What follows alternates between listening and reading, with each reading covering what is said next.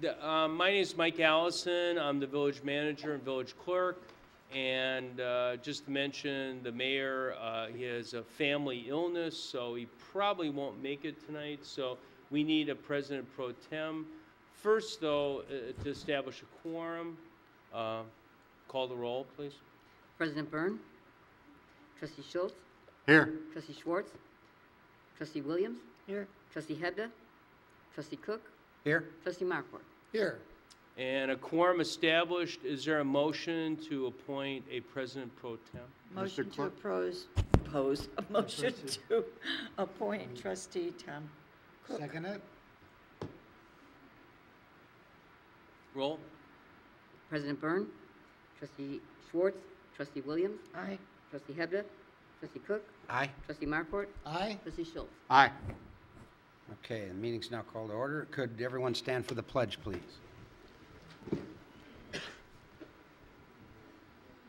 I pledge allegiance to the flag of the United States of America and to the republic for which it stands, one nation, under God, indivisible, with liberty and justice for all.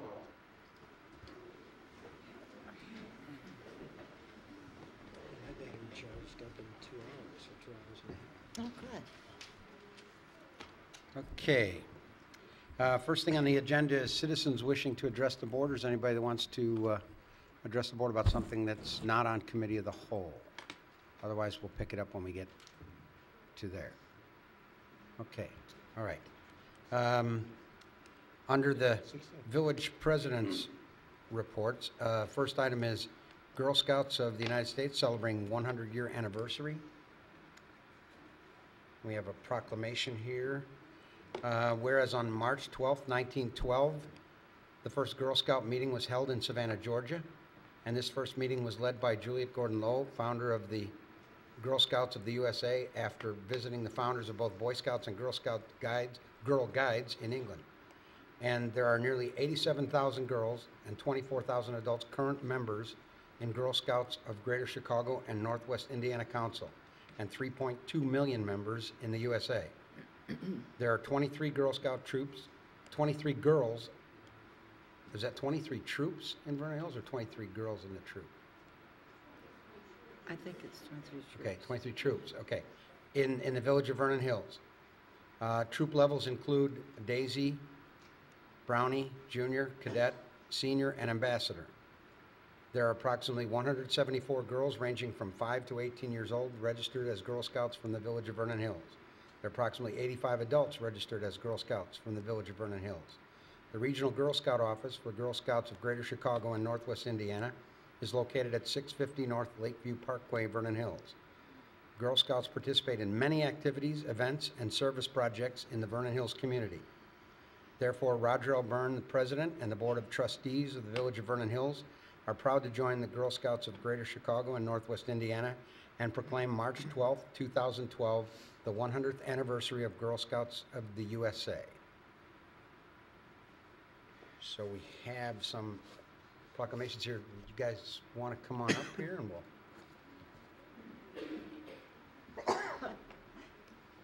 Excuse me.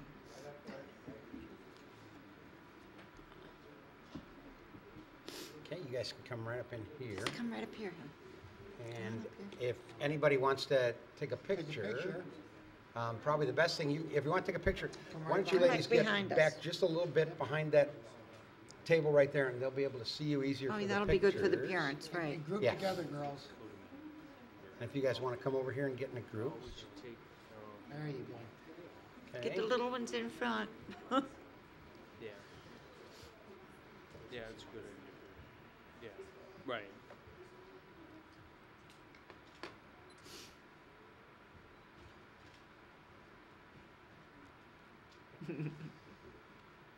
Say cheese. Cheese. Yeah, right. During your absence, we had a question and answer session here with the girls. They all did very good answering a lot of different trivial questions about the Girl Scouts.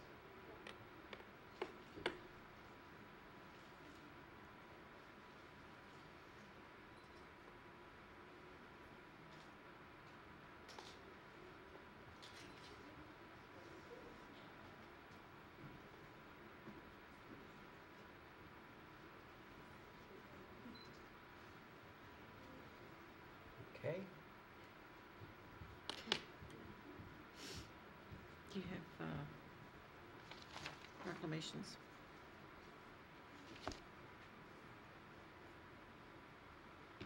Right, is there who's like the leader person? We have one. Yeah. The leader person. We have one that's suitable Troop for leader. framing, and then we have one for each of the girls that's here tonight. Is there like a spokesperson or that would like to say something? If you so like to speak, so. Or one of the girls or that? Well, right there, we, Yeah, go to the. at the mic there, yeah, Altar and, because we're At the end of the mic. videotaping this for the folks at home, hear so. you, but Thank you very much. We're very proud to be part of the community. Okay. Thank you Thank for you, coming. girls. Thank you, girls. So, thank you. And there's no truth.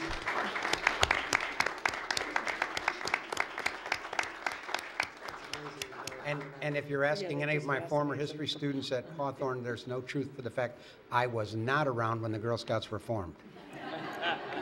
We'll That's still only a debate rumor. that later.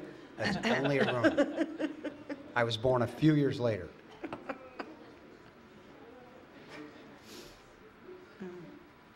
Okay. They don't have to stay. Second item is the Vernon Hills 2012 Boys Bowling Team. Whereas on the road to the Illinois State Finals, the Vernon Hills High School 2012 Boys Bowling Team won the 7-team 2012 Northern Illinois Bowling Conference, winning every overall match. Oh, wow. They won the 2012 Lake Zurich Tournament, beating the 2011 state champion Rockford Guilford in the finals. The team came in second in the 2012 state sectionals at Lakeside Lane and Mundelein, qualifying as one of the 24 final teams out of 167 total teams.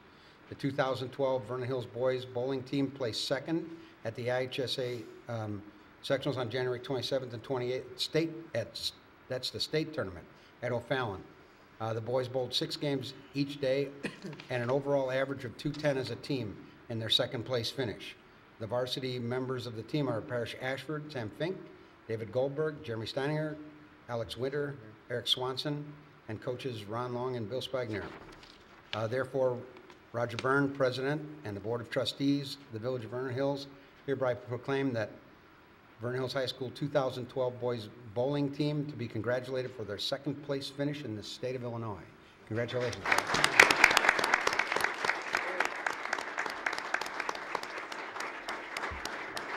Anybody want to say a few words?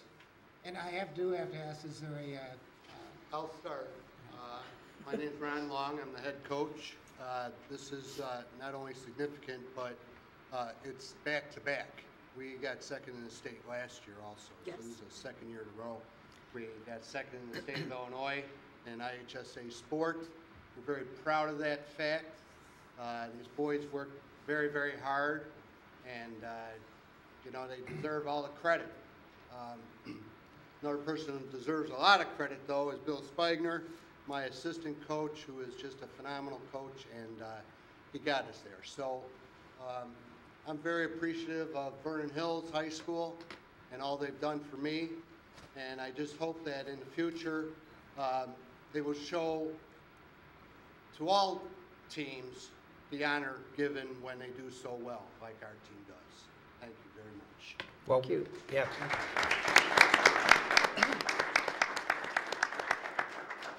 We're, I mean, with you guys coming back for a second year, and boys volleyball taking third in the state last year, and Jeremy Brazil winning a state wrestling title, and now the girls going down in basketball for a second. I mean, this school's starting to really get put on the map, and I wouldn't mind doing this as many times as we can do this in a year. Here, here. I mean, this is the fun part of this job, believe me. great. So congratulations, guys, and keep up the good work. So we've got a certificate here and one for each of the members of the team.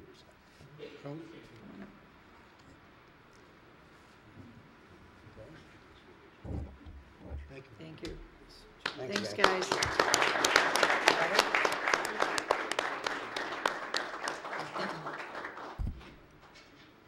Okay, so we'll Does any of the pause for boys a wanna moment. say anything? You, No? did any of you guys want to say anything? yeah, Boys? if you. Jeremy? Come on. If you, you Swanson? don't have to be shy, don't worry. The oldest in life. The older and wiser. Well, wait a minute. Well, I just want to say, like, our team had a really fun year, and you know, at the start of the year, we thought coming in that our team wasn't going to be as like deep as last year, but I know, like, early in the year, we found that we had some main pieces of our team, Alex Winter and Sam Fink, really stepped up, and Parrish, and you know, we knew that we had the, you know, like, we knew we had like good bowlers, and we knew we could do well at the state tournament. I mean, we fell short to a really good Andrew team, but it was really fun. And we will make a correction on the proclamation and redo it, and get some more over to you, because there's just one minor correction we'll make and get you typo? new copies of it. So, Fix it and but get them all out. thanks for to you. coming in, and, you know, come back next year. Congratulations, guys.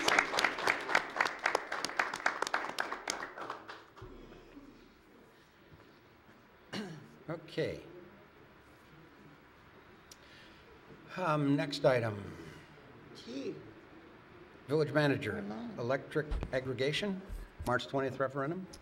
Thank you, Trustee Cook. Just wanted to remind everyone that this Thursday night, and unfortunately, if you're watching this Thursday night, come running over to the Village Hall at 7 p.m. if it's early enough. But I'm going to do a presentation that's already been done in Arlington Heights and Buffalo Grove. The 7 communities, including Palatine, Wheeling, Arlington Heights, Long Grove, Lincolnshire, Buffalo Grove, and us, we're going together on a referendum for March 20th, asking residents if you agree that the 7 municipalities should go out for electric aggregation. So, and basically what that means is just going out and bidding the electric supply piece of your bill, which is about 65 to 70% of your bill.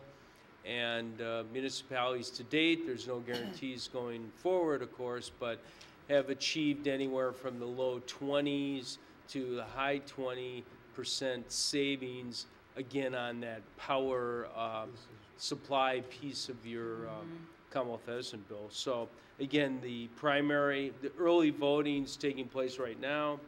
The primary is March 20th, and the information meeting is Thursday, the 8th. And also, there's a lot of information on the homepage of our website, and you can click on and learn about it. So, thank you. Okay. Also, under your report, the Protect Local Government Revenues Coalition. Right. You may recall just 2 short years ago, the coalition put together for pension reform, and as a result of that, there were some significant pension changes accomplished in the state legislature. In fact, it happened all in one day. This would be another effort by municipalities, and there's really not at this point any cost to it for individual municipalities. Northwest Municipal Conference has taken the lead on this, and it would basically be, if you concur, we would fill it out and send it in, but that you are supportive of you know, coalition that would maintain the current revenues that are given to municipalities. There's a great fear that with PTEL, the property tax caps, which, as you know, we don't have a property tax, but that's one item. The personal property replacement tax, that's another concern people have. The LGDF, the Local Government Distributive Fund, which is the income tax, which is provided to each municipality in Illinois. All of those, there's a concern that those are under threat to be diminished because of the grave problems that the state's having with their finances. So the idea is to have this coalition go down, and the mayor and I are going to be down tomorrow and a couple days after that to advocate that municipalities shouldn't have their revenues diminished. So that would be that whole effort. So if you concur, if you have any questions on that. So. Does anybody on the board have any comments or questions on it? And we'll fill that out and send it in and be part of the coalition. There you go. Okay. Thank you. All right. Assistant Village Manager, Board and Committee meeting videos on the web. Thank you. As you all know, the big word in government right now is transparency. And part of the way we're trying to enhance the overall transparency of what we do as a collective group is to provide ways for residents to have more access to see what, in fact, we do. So one of the things that we've started with regards to our website is since the beginning of the year, we've begun to post the various videos related to village meetings, events, business interviews, et cetera, on our website through the use of YouTube. Will Rockwell, who's our GIS specialist, has spent some time putting together a page that's on our website now, and if you go there and you click on the YouTube symbol on the right-hand side, you will see the videos. They've been laid out in a specific order and associated with the individual commissions or boards or events, and you're able to access those anytime that you'd like, and you can watch the complete meeting if you want, or we have interviews with business owners, we do update shows, we also do special event taping like the pageant and those types of things, and those items are on the website. So Mike Storto's been working with Will, and we've got a library now online of about 18 videos that you can access at any time. So anyone's interested, just go to our website. You can watch a replay of these meetings, and there's no charge for us to be able to put them on there. So YouTube is a great tool that we're able to use here, and I think it will be something that the residents and other interested in parties will enjoy going into the future. So with that, I can answer any questions. Okay. Don't Thanks. hear any. All right. Moving on then, nobody else has a speaking part at this point, right? Okay. Next would be omnibus vote agenda. Is there a motion to approve items I got A through Okay. K? Motion to approve items A through K. Motion, is there a second? Second.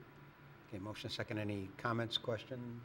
I made a comment earlier to Village Manager Allison to correct some of the syntax in item K, and I know he'll get that taken care of on the ordinance itself. Okay.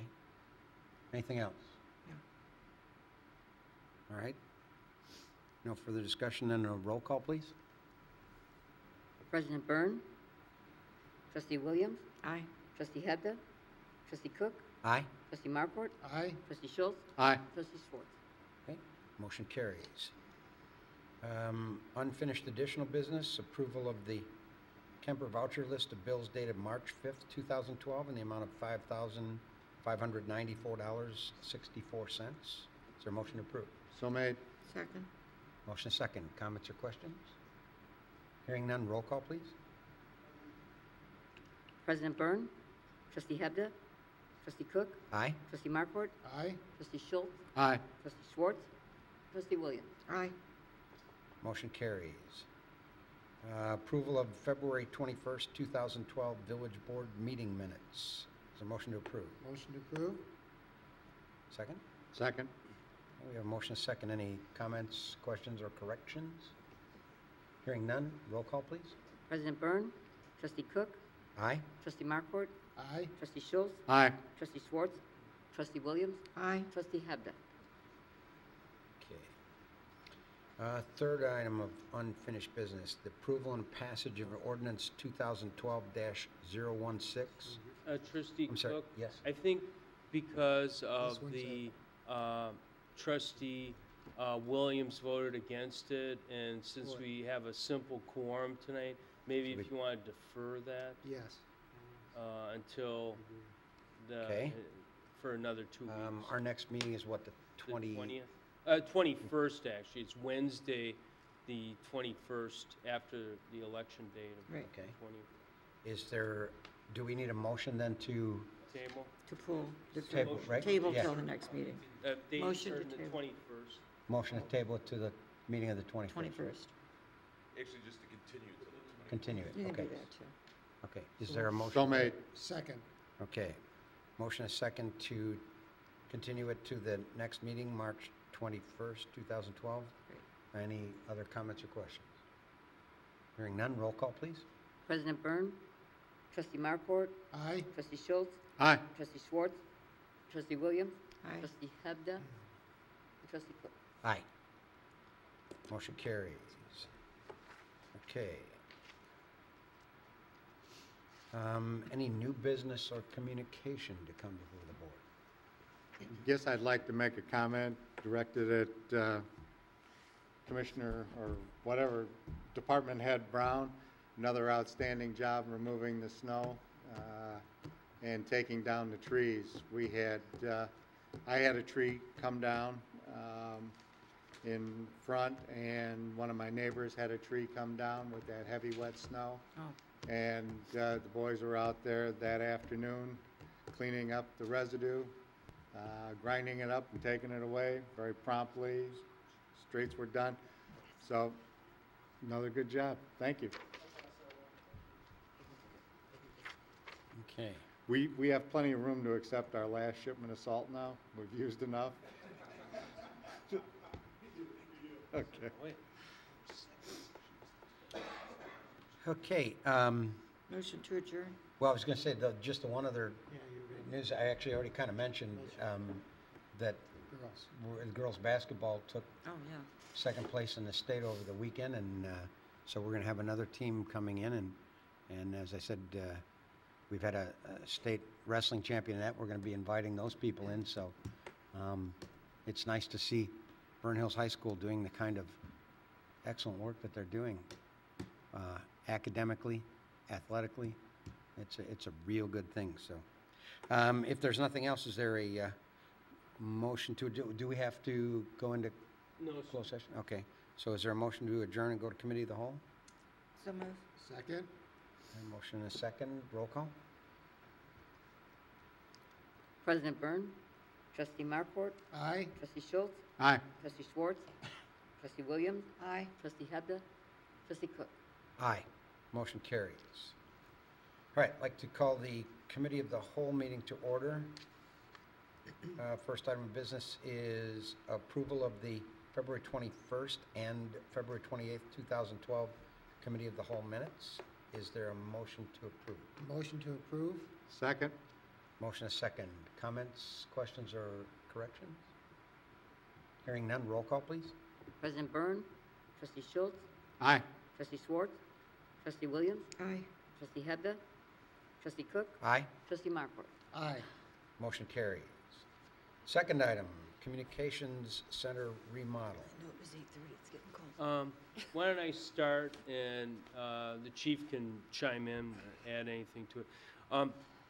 Basically, Mark's been meeting with Scott Hesner, and I've talked to Scott a few times about an overall plan to do some, I'd call them very minor modifications to, if you're familiar, it would be when you walk in the right or sort of west side of the entrance and moving the records people from the communications side to that other side to allow space for another council for the Village of Libertyville.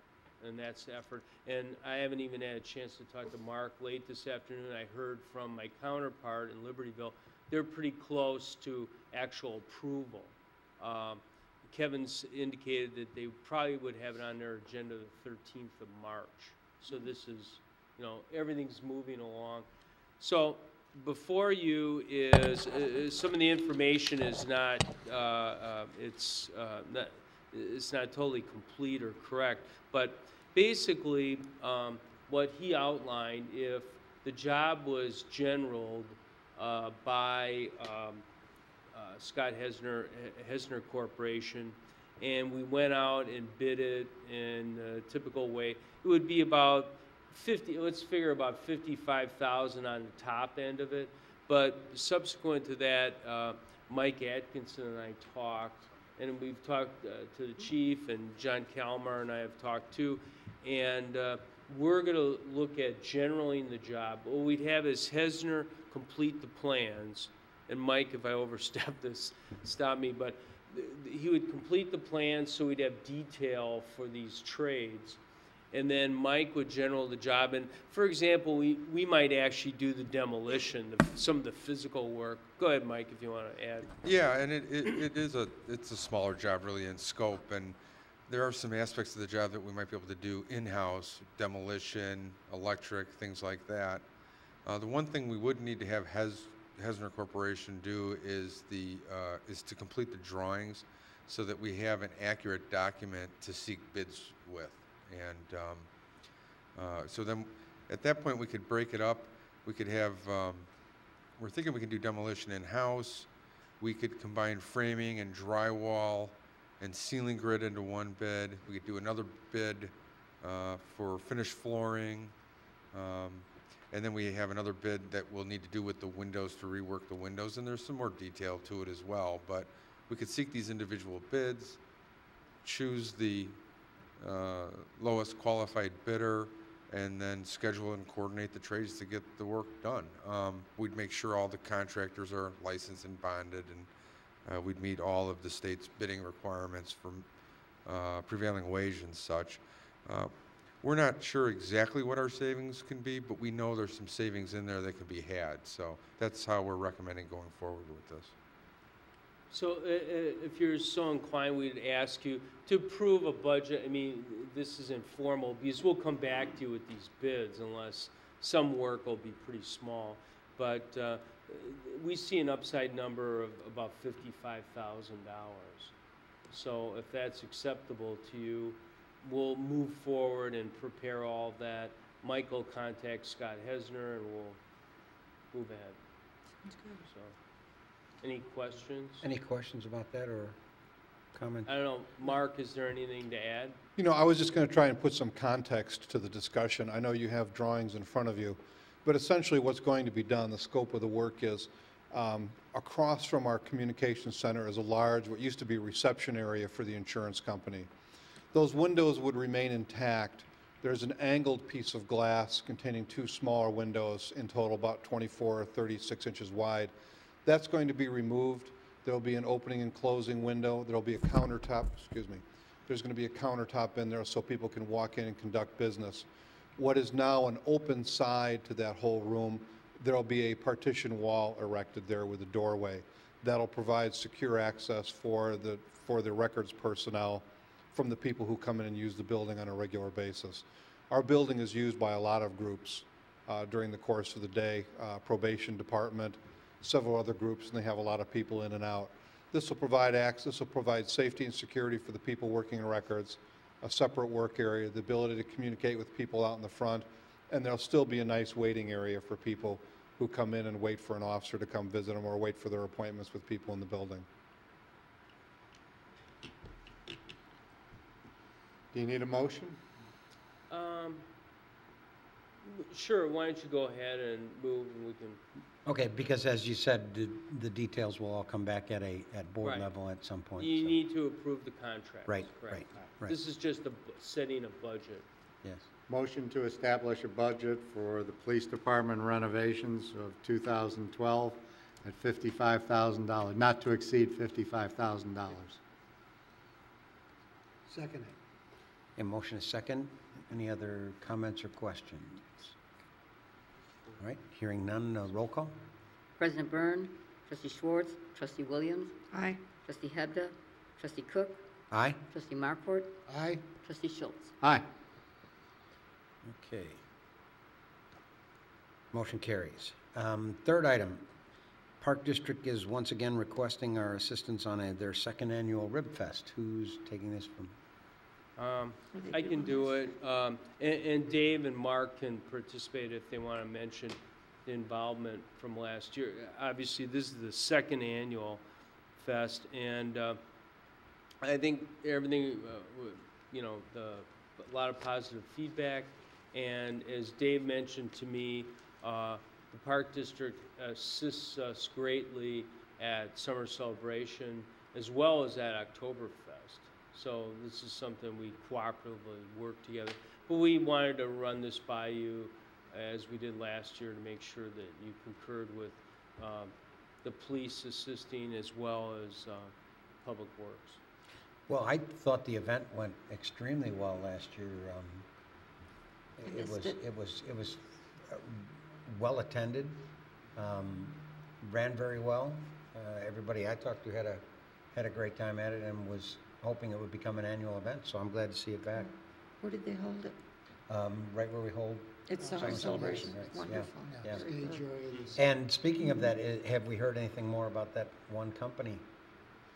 Are they still moving into town or not? That was from that Rib Fest. Yeah, yes. Real Urban Barbecue? Yes. Yes, they are.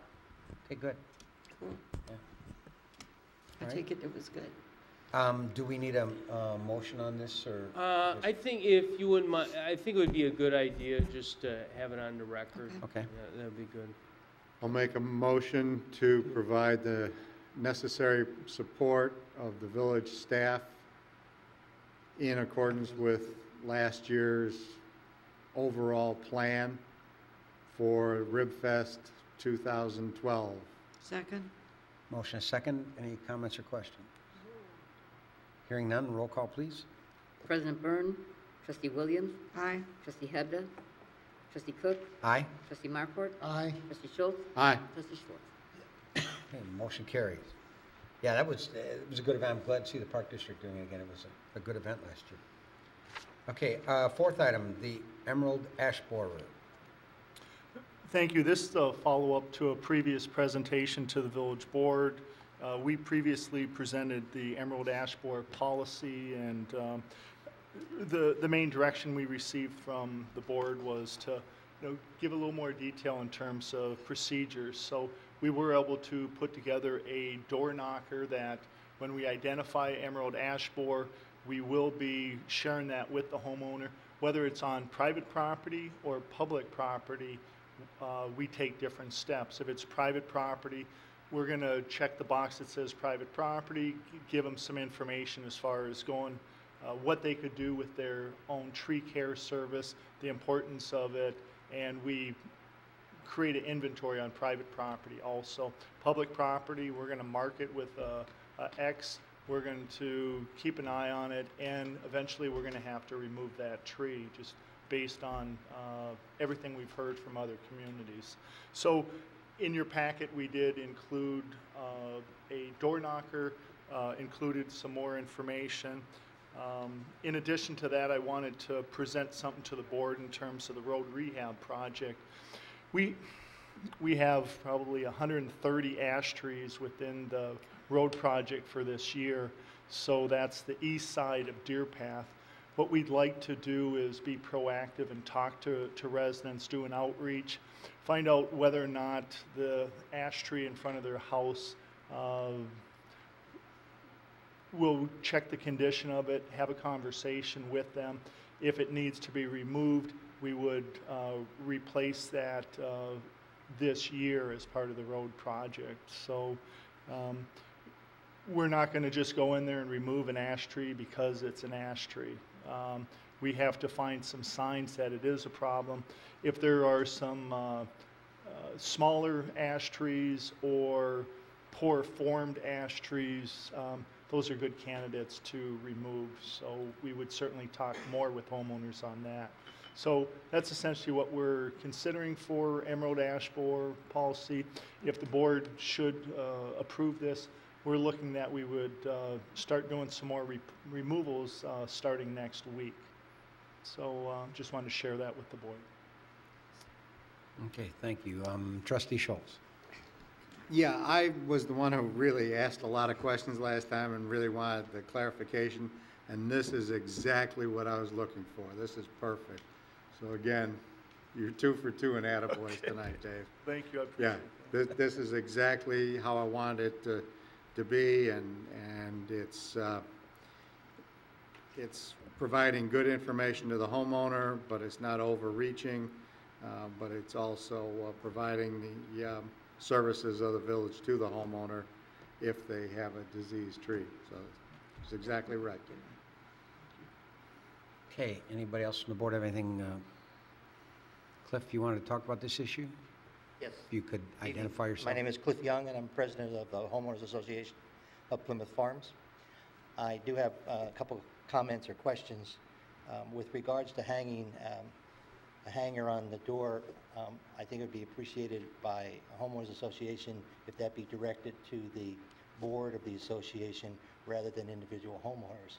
First of all, I don't think they would have any idea what you're talking about. And in that instance, it would be handled as a whole by the association. We were approached by our maintenance company, HSS, a couple years ago for a proposal to treat the emerald ash borer, and I took an inventory of every tree, ash tree. We have 148, I think it is, and I have that listing, sizes, calipers, and I'm willing to share that if that helps. Because you had to know the caliper and the size of the tree in order to determine how much chemical was to be used in order to make the bid. So that is available. So I'm willing to share that. But I think it would be handled better from associations if it was handled through the association board or the management. Right, because in the condos and townhomes, the individual owner has nothing to do with landscaping. That's correct. It's Yeah. common ground. Yes. Good point, Cliff. Probably oversight on my point. In terms of speaking, I was probably speaking more to a single-family situation. You're exactly correct. For multifamily, we need to reach out to the property managers and the association, and we can do that. Because I assume you're going to approach that and do that, because here in the village, that's a pretty big part of the properties that have those trees. Thanks. Good point. Thank you. Thank you, Cliff. Anything else on this particular item? So you may want to update then your policy guidelines just to bring that into. Will do. I understand. Okay. All right, then moving on, item 5, SWALCO, Solid Waste Agency of Lake County, electronics and hazardous collections. Thank you. We have 3 different items. There's electronic collection. Typically we would have electronics collection around April 28th. Currently, Vernon Township is also looking to collect electronics that date, and the village of Mundelein and Hawthorne Woods and Long Grove are having 2 separate events that are April 14th. I attached in the board packet Mundelein's flyer. Kind of tells you what type of things that are typically collected at those events. What I'd really like to discuss with the board is we are in budget season, and one thing I wanted to discuss with the board is the potential of moving the village's service to an 8 to 9 month service for electronics collection. We would have it at our Public Works facility. As people bring in their electronics, there's a small plywood box the size of a pellet that we would have them unloaded. If it's someone who needs assistance, we would help them unload it. And we would have a drop-off bin that is supplied by Swelco, and with our equipment and as time allows, we move it back into basically a dumpster that has a cover on it with a door in the front that we can keep locked and keep all the electronics in that.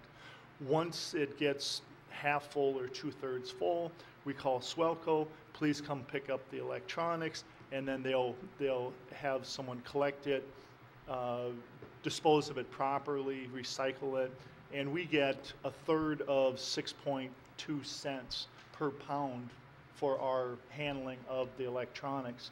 So what I think we should do, and what I would recommend to this board, is go to an 8 to 9 month recycling at our Public Works facility and eliminate our 1 time a year electronics collection, because it's essentially the same time as our surrounding neighbors. We would certainly help them market it, because it's in the best interests of our residents to tell them of different opportunities.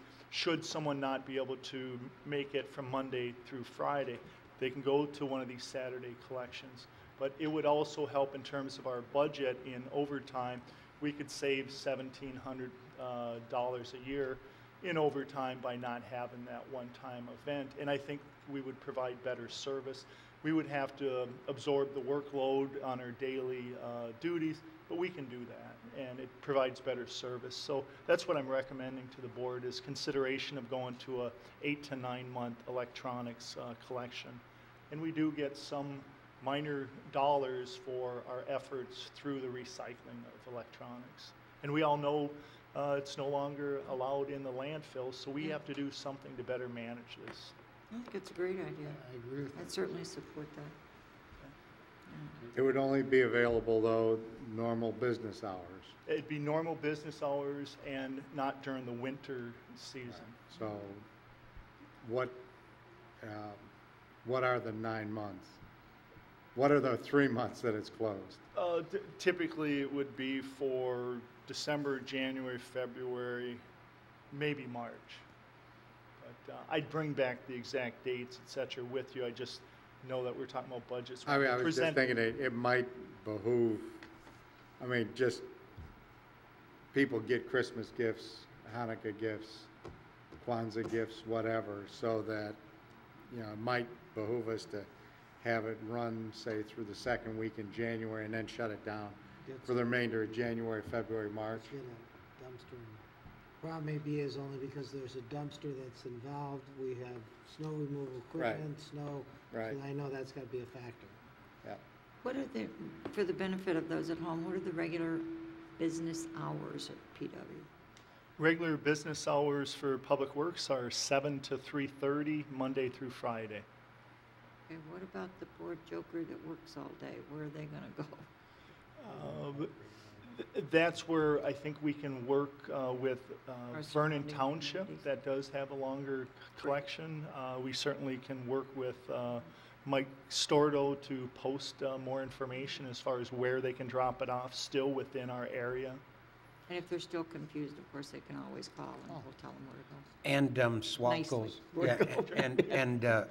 Swalco's website has it's a on there too. rather extensive Yes. list of, I know, I think it's Wakanda Township does Saturdays at least once or Right. twice a month, and there's several around that are also on Saturdays. Mm-hmm, mm-hmm. And their website has a very extensive list. Do we get very much interest in shredding? I haven't received a call on shredding. No, not from my end. I Every haven't once in a much. while, and as you know, I work in Wheeling, every once in a while I'll see that they've got a Saturday or a Friday or whatever set up for shredding. And they do charge per pound, you know, for them to bring it in and they shred it. A big truck comes in or something and does it. I'm not sure exactly how it works. Might be another way to make a little extra money.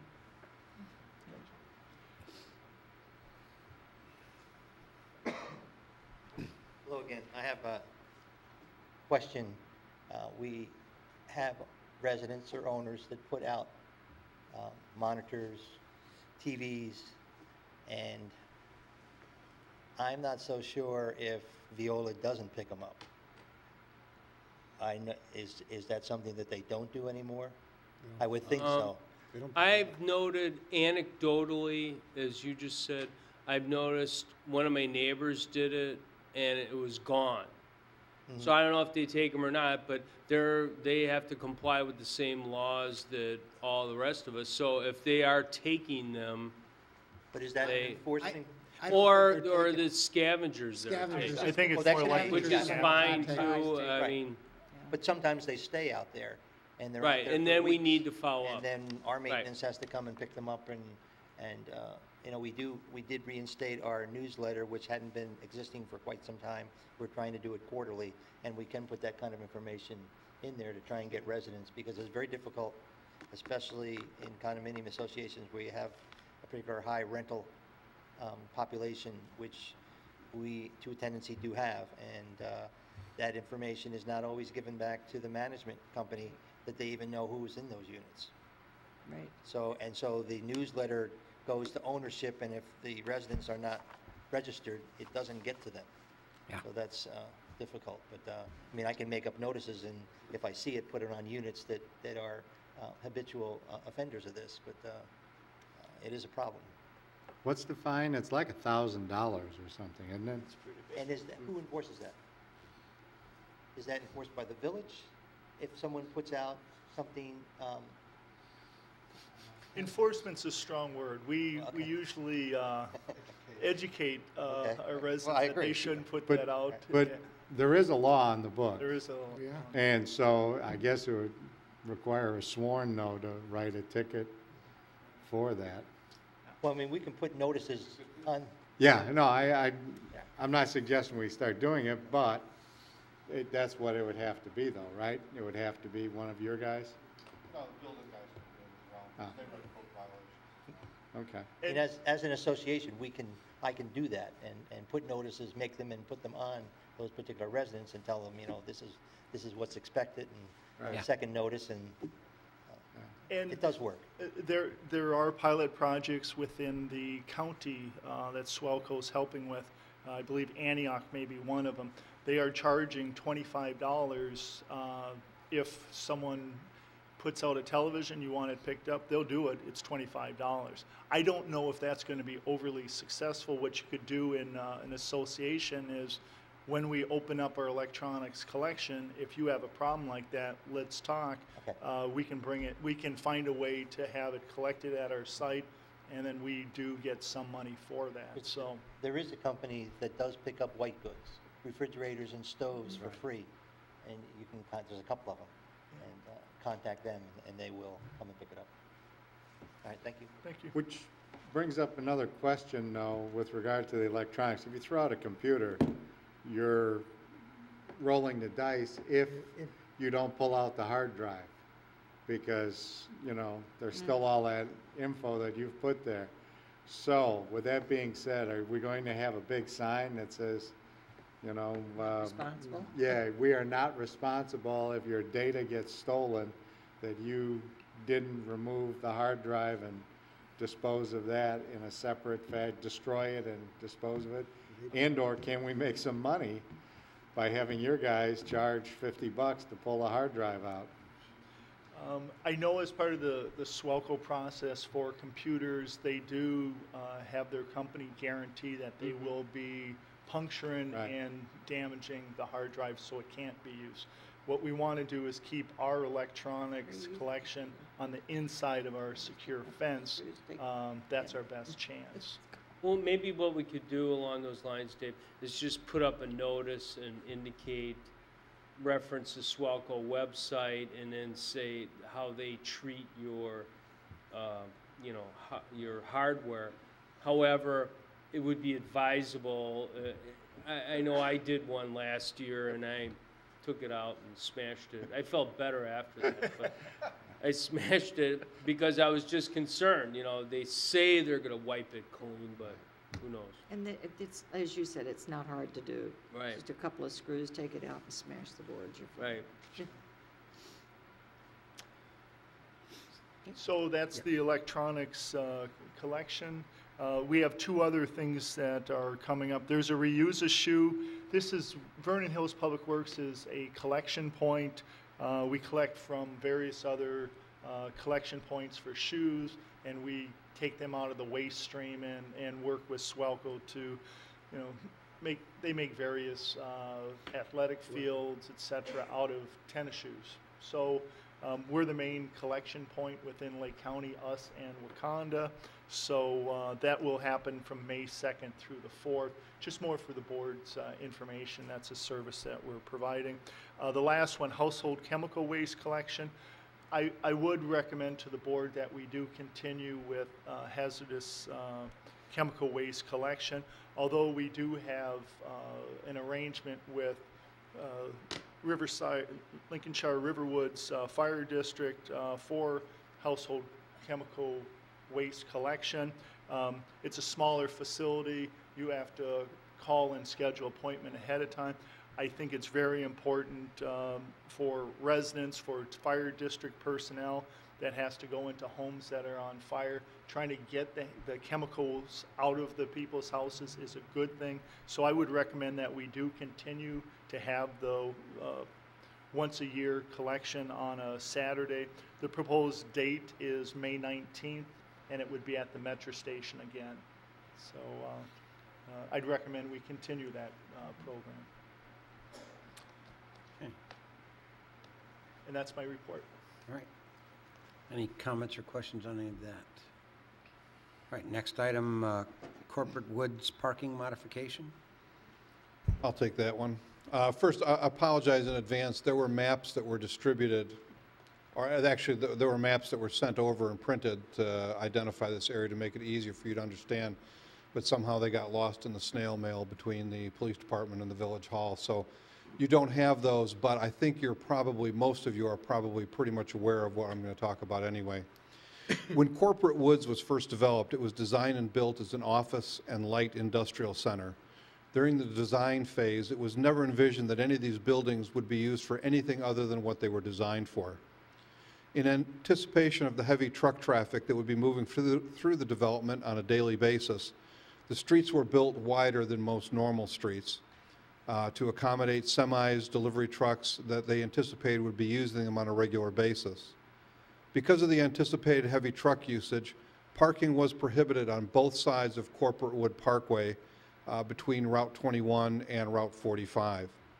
Signs were posted at both ends of Corporate Woods Parkway that prohibits parking on both sides of the street. Recently, many of the developers and landlords have become much more aggressive in pursuing alternative uses for some of these buildings. Village approval for these alternative uses is not always necessary, and certainly copies of the lease agreements certainly are not always sent to the village. Recently, there have been several events that have taken place at the 740 Corporate Woods building that have caused the police department to become involved in parking enforcement activities in and around this facility. There's two tenants that use this building, the Vernon Hills Cougars and Adversity Volleyball Club.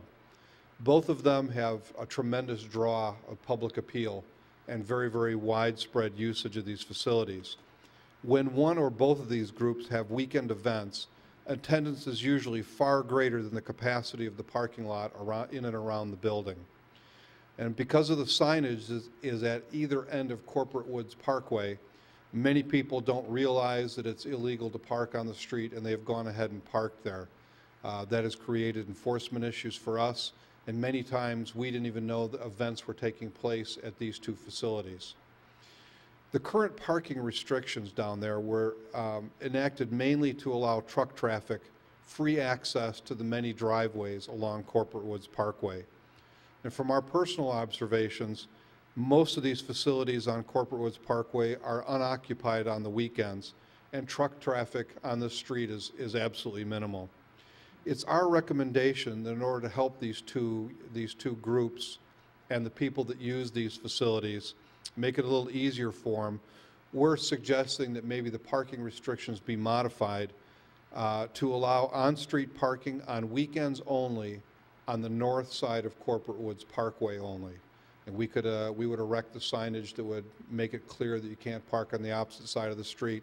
The idea is that if people park on the north side of the street, children don't have to cross the street to get to the building at 740, which is on the north side of the street.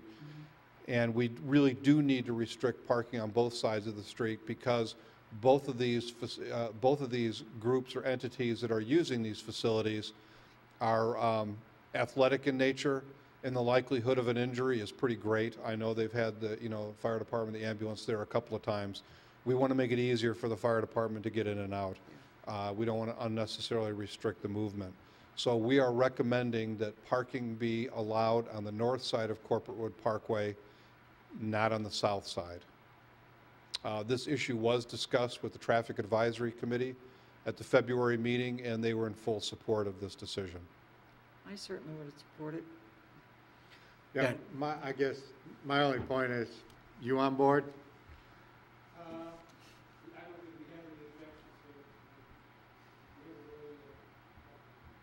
Yeah, long as you can get two there, it sides, probably doesn't matter. two sides would make it difficult because it isn't wide enough for parking on both sides, but, yeah. Yeah. And those standard parking restrictions would apply, no parking in front of fire hydrants within X number of feet of driveways, et cetera. Fortunately, there aren't a lot that we're dealing with. And this, while this may not make a significant contribution to the parking situation down there, it will probably add 30 to 50 more parking spaces, which should help. Which is great. Well, we've also had some talks, I've talked with a couple other people on staff about looking at the potential for a one-way only loop at the north end of the building to go around the back side of the building, because they're having trouble getting people to use the west lot. And there's significantly more parking if you use that. I've had a couple of conversations with the owner of Adversity, Mike Hewlett, and he's looking into the possibility of having two entrances, maybe using one, because they've got a couple west side places that could potentially be an entrance. So, you know, he's been very, I hope he's been getting back to you guys also when he talks about this stuff and that, somebody on staff, because I've recommended that he talk to staff on a couple. So there are a couple other things in the works that could help alleviate the rest of the problem, but this will go a long way. They do have a lot of people coming in from out of town for some of those tournaments. So you need a motion to approve the change in the parking there, correct? Correct. A motion would be needed to direct staff to prepare the necessary paperwork to modify the existing parking ordinances to allow parking on the north side of Corporate Wood Parkway on weekends only. Okay. So move. Second? A motion, a second. Any other comments or questions? Right. Hearing none, roll call. President Byrne, Trustee Markwart, Aye. Trustee Schultz, Aye. Trustee Schwartz, Trustee Williams, Aye. Trustee Hebda, Trustee Cook. Aye. Motion carries. Thank you. Thank you, sir. Cliff, you going to get a third chance to speak here? Plymouth Farms Road parking? Hat trick. Well, while Cliff's walking up, let me start the introduction. So, let's see, Traffic Advisory Committee reviewed a request to modify parking along Plymouth Farm Road. The area under consideration is included in the map in your packet. The request was to continue to have permit parking from 2 a.m. to 6 a.m. People currently park on the south side, but the earlier village approval for permit parking was actually on the north side. So it's more of a clarification for that part with permit holders, and certainly the HOA would help clarify that also. The second portion of the request was to eliminate parking from the south side of Plymouth Farm Road and have all vehicles park on the north side. The thought there was the sight lines are much improved if you have all of the vehicles on the far side away from the intersections being on the south side. So that would certainly help. When the Traffic Advisory Committee was deliberating, the major question they asked was, can you have parking on both sides of the street? In measuring it, you cannot. The pavement's basically 24 feet wide. If you figure you have 8 feet for parking on one side, 8 for the other, 16, 24 minus 16, that's 8 feet. You're not going to get ambulance or fire truck or even a small passenger car through there.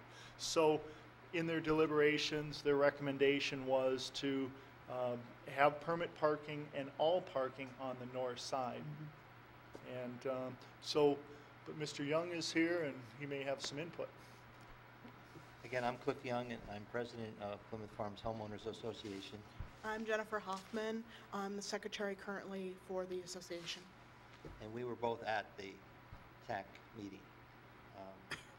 We went, put up as we requested, we put up notices on bulletin boards and on residences that bordered that street that would be mostly affected by it. And it just, I've seen it for years that those signs were on that side and that the ordinance is there and it's in place to be on the north side. However, the information given is parking on the south side, so that's what has to be changed. And by eliminating parking at any time with signs on the south side, you greatly improve the blockage, line of sight blockage, by either cars coming in off of Butterfield on the Plymouth Farms Road or from Russet on the Plymouth Farms and people exiting out of those side streets. There are no side streets on the north side.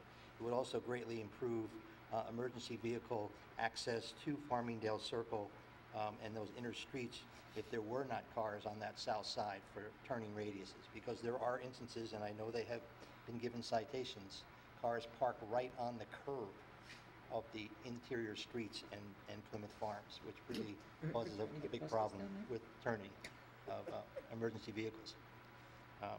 So it just made sense, and so that was what was presented. I just made the comment to Trustee Cook, did he remember when we couldn't get buses through there because the cars were on the curb? Well, that is another, I don't quite understand. Years ago, the kids used to walk down to the corners of the main streets, the loops. Now the buses are coming on the interior streets, and that is a problem not only to our lawns, but also parking and turning. That's something I have to address with the bus companies. Don't ask me why they're coming on the inside. I think you have to address that to the school. Right. Yeah, I don't, if a Actually, small I little, believe the little company's bus is setting a up different the routes story. now. You're kidding. For handicap. And you're allowing it? These are the full buses. No, Yeah. I mean, they're allowing them to set Anyway, up the it's- routes to go down it is a those problem. I streets? believe so. But any questions, I can answer them if anybody Well, has. I got a few emails, and I think we got several in the transmittal from some people who, You sent one. who wanted it to stay on the south side because of crossing the street Okay. from the parking. It's one of those, you're trading off crossing the street for the sight line of, a better sight line for traffic pulling out. And that's one of those, which one is more important? And it sounds like from what the TAC committee and what you've recommended, that it's better to have the pedestrian crossing the street and have better sight lines. Well, I would go back to the original ordinance that was passed, and it says north side. There must have been a reason why they put it on the north side. I would think that it's because there's no lateral streets off the north side. You get more parking on that side. You'll gain parking, gain space, but you don't have any. You don't have any streets coming out on that side. Cliff, when did it get changed? I don't know if it was ever technically changed.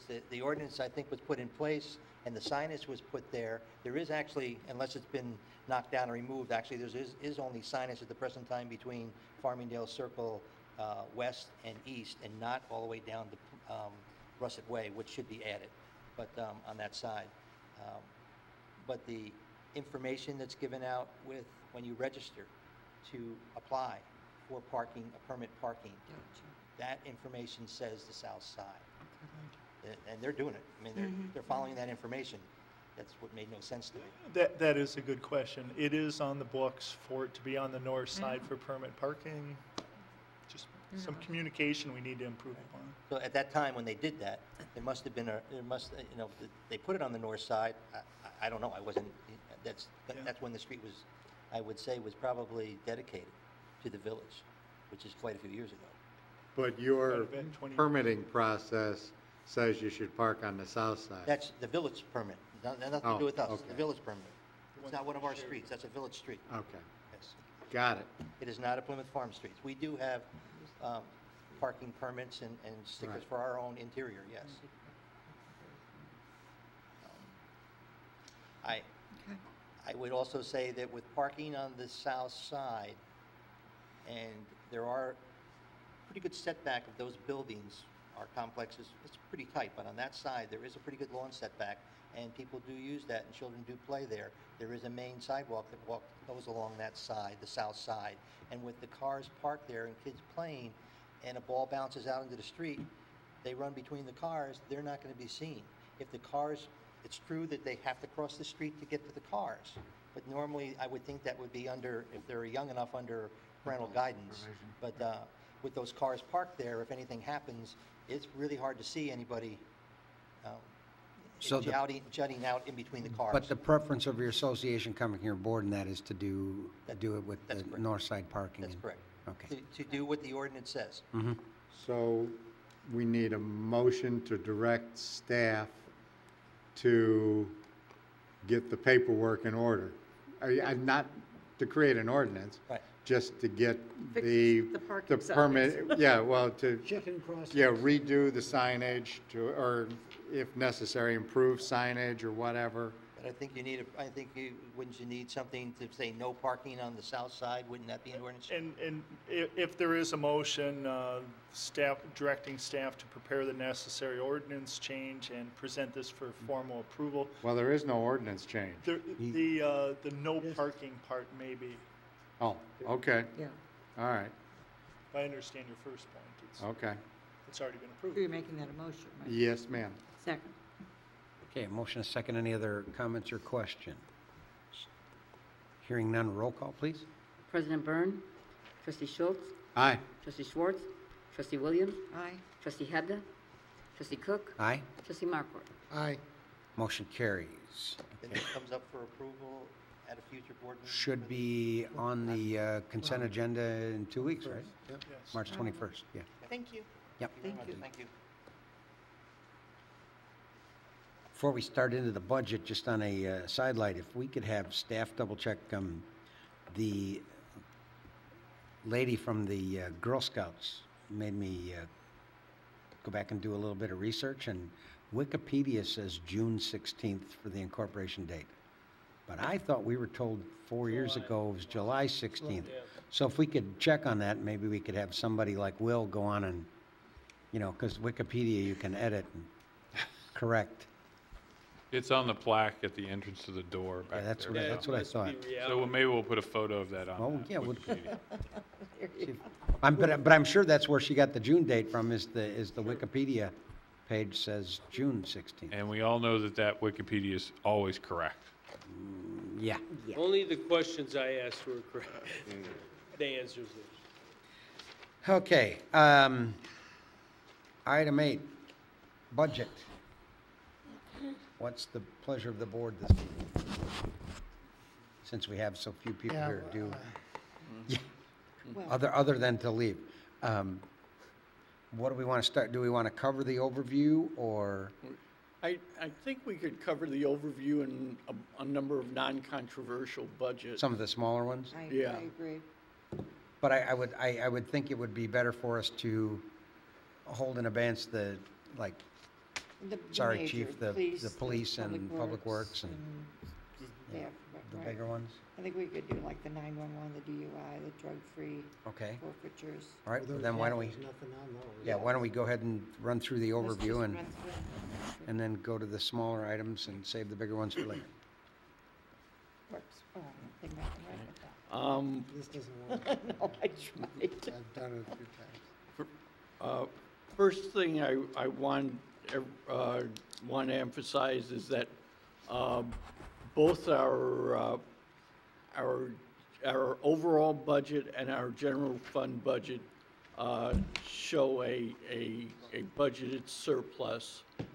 The overall budget about 54,000, the general fund about 178,000, the tax increment fund about 280,000, and the motor fuel tax, which we'll get into at some point, has a $407,000 deficit. Included in these budgets are the salary increases approved through the contract negotiations.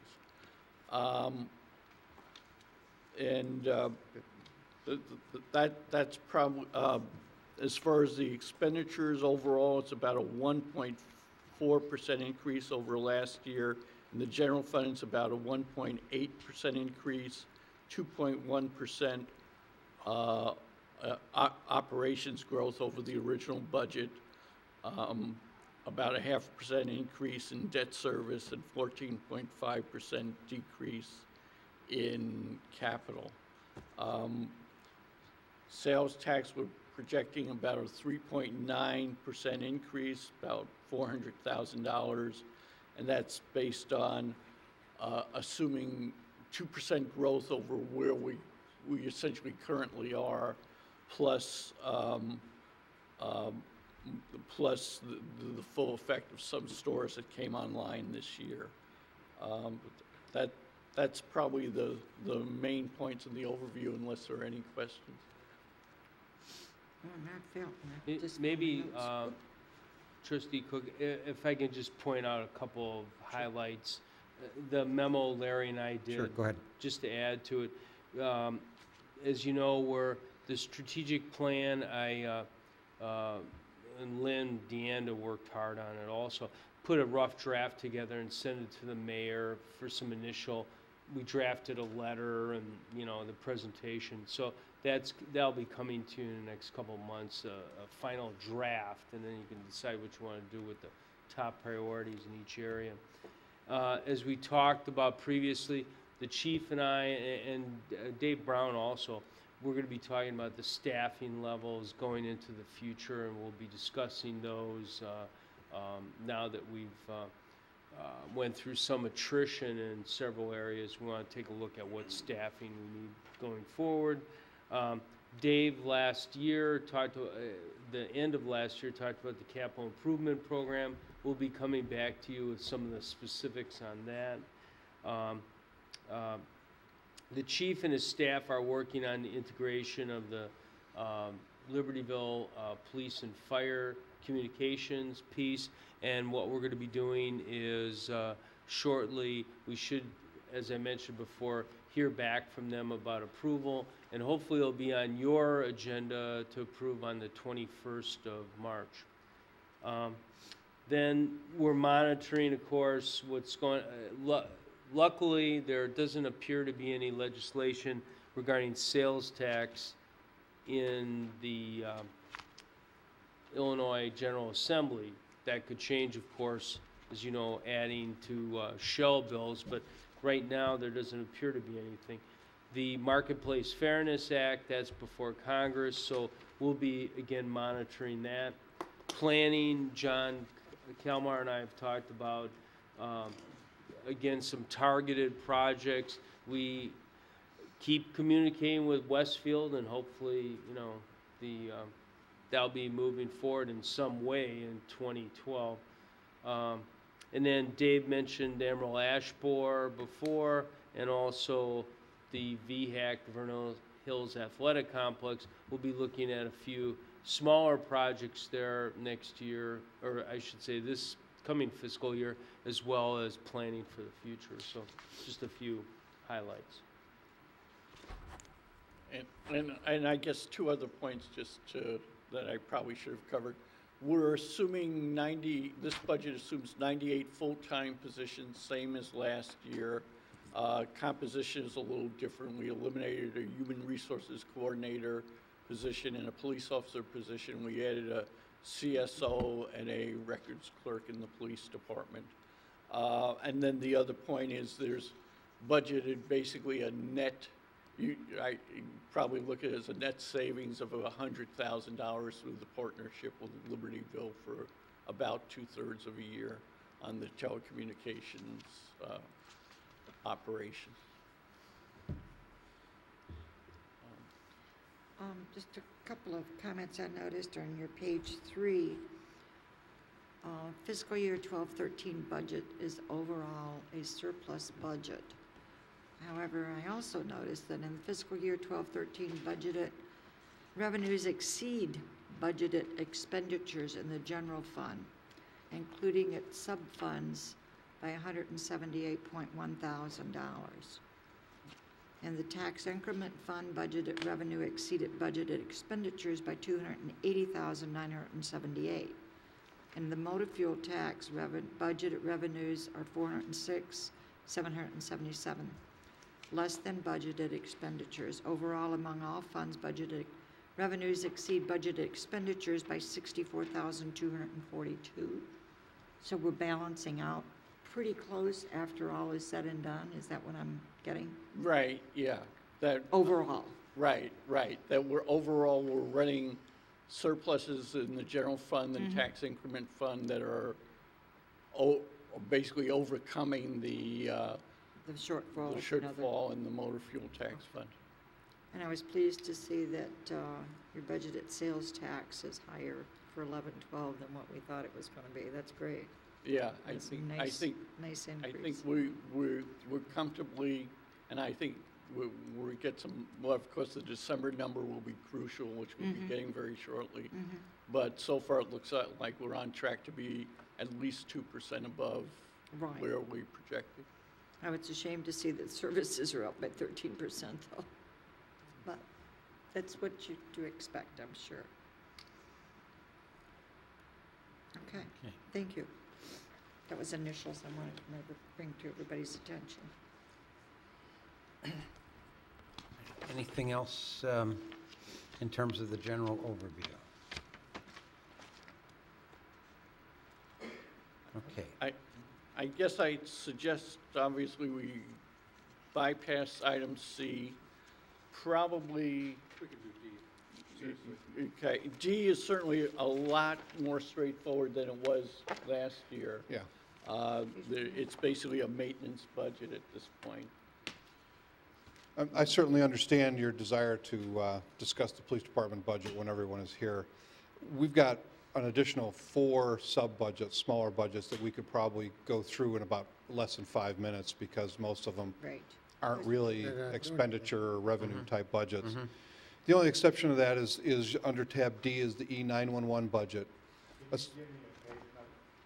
I'm working this electronically. Well, I'm working both. 6-9? I have 6-9, I believe. 69? 69. 69. Yes. Sorry. Yeah, That's what happens when I don't wear my glasses. That's okay. Yep, 69 is I exactly can't just right. follow it, but No, I can't. I'm sorry, you gotta use the other pen. Oh, come on. That's 80. That's 74. Oh, it's 69. So, Let me know when you're ready. so you want to start with D, the Please. 911 fund, okay. There, 9. There, it disappeared on you, 69. And then right once here. we get there, we should go. Ready? Yeah. Okay. Oh, please, just hit please.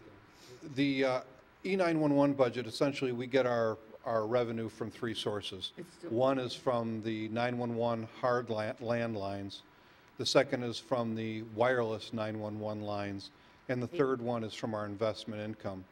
The wireless line revenue and wireless line revenue has really remained relatively stable for the last couple of years.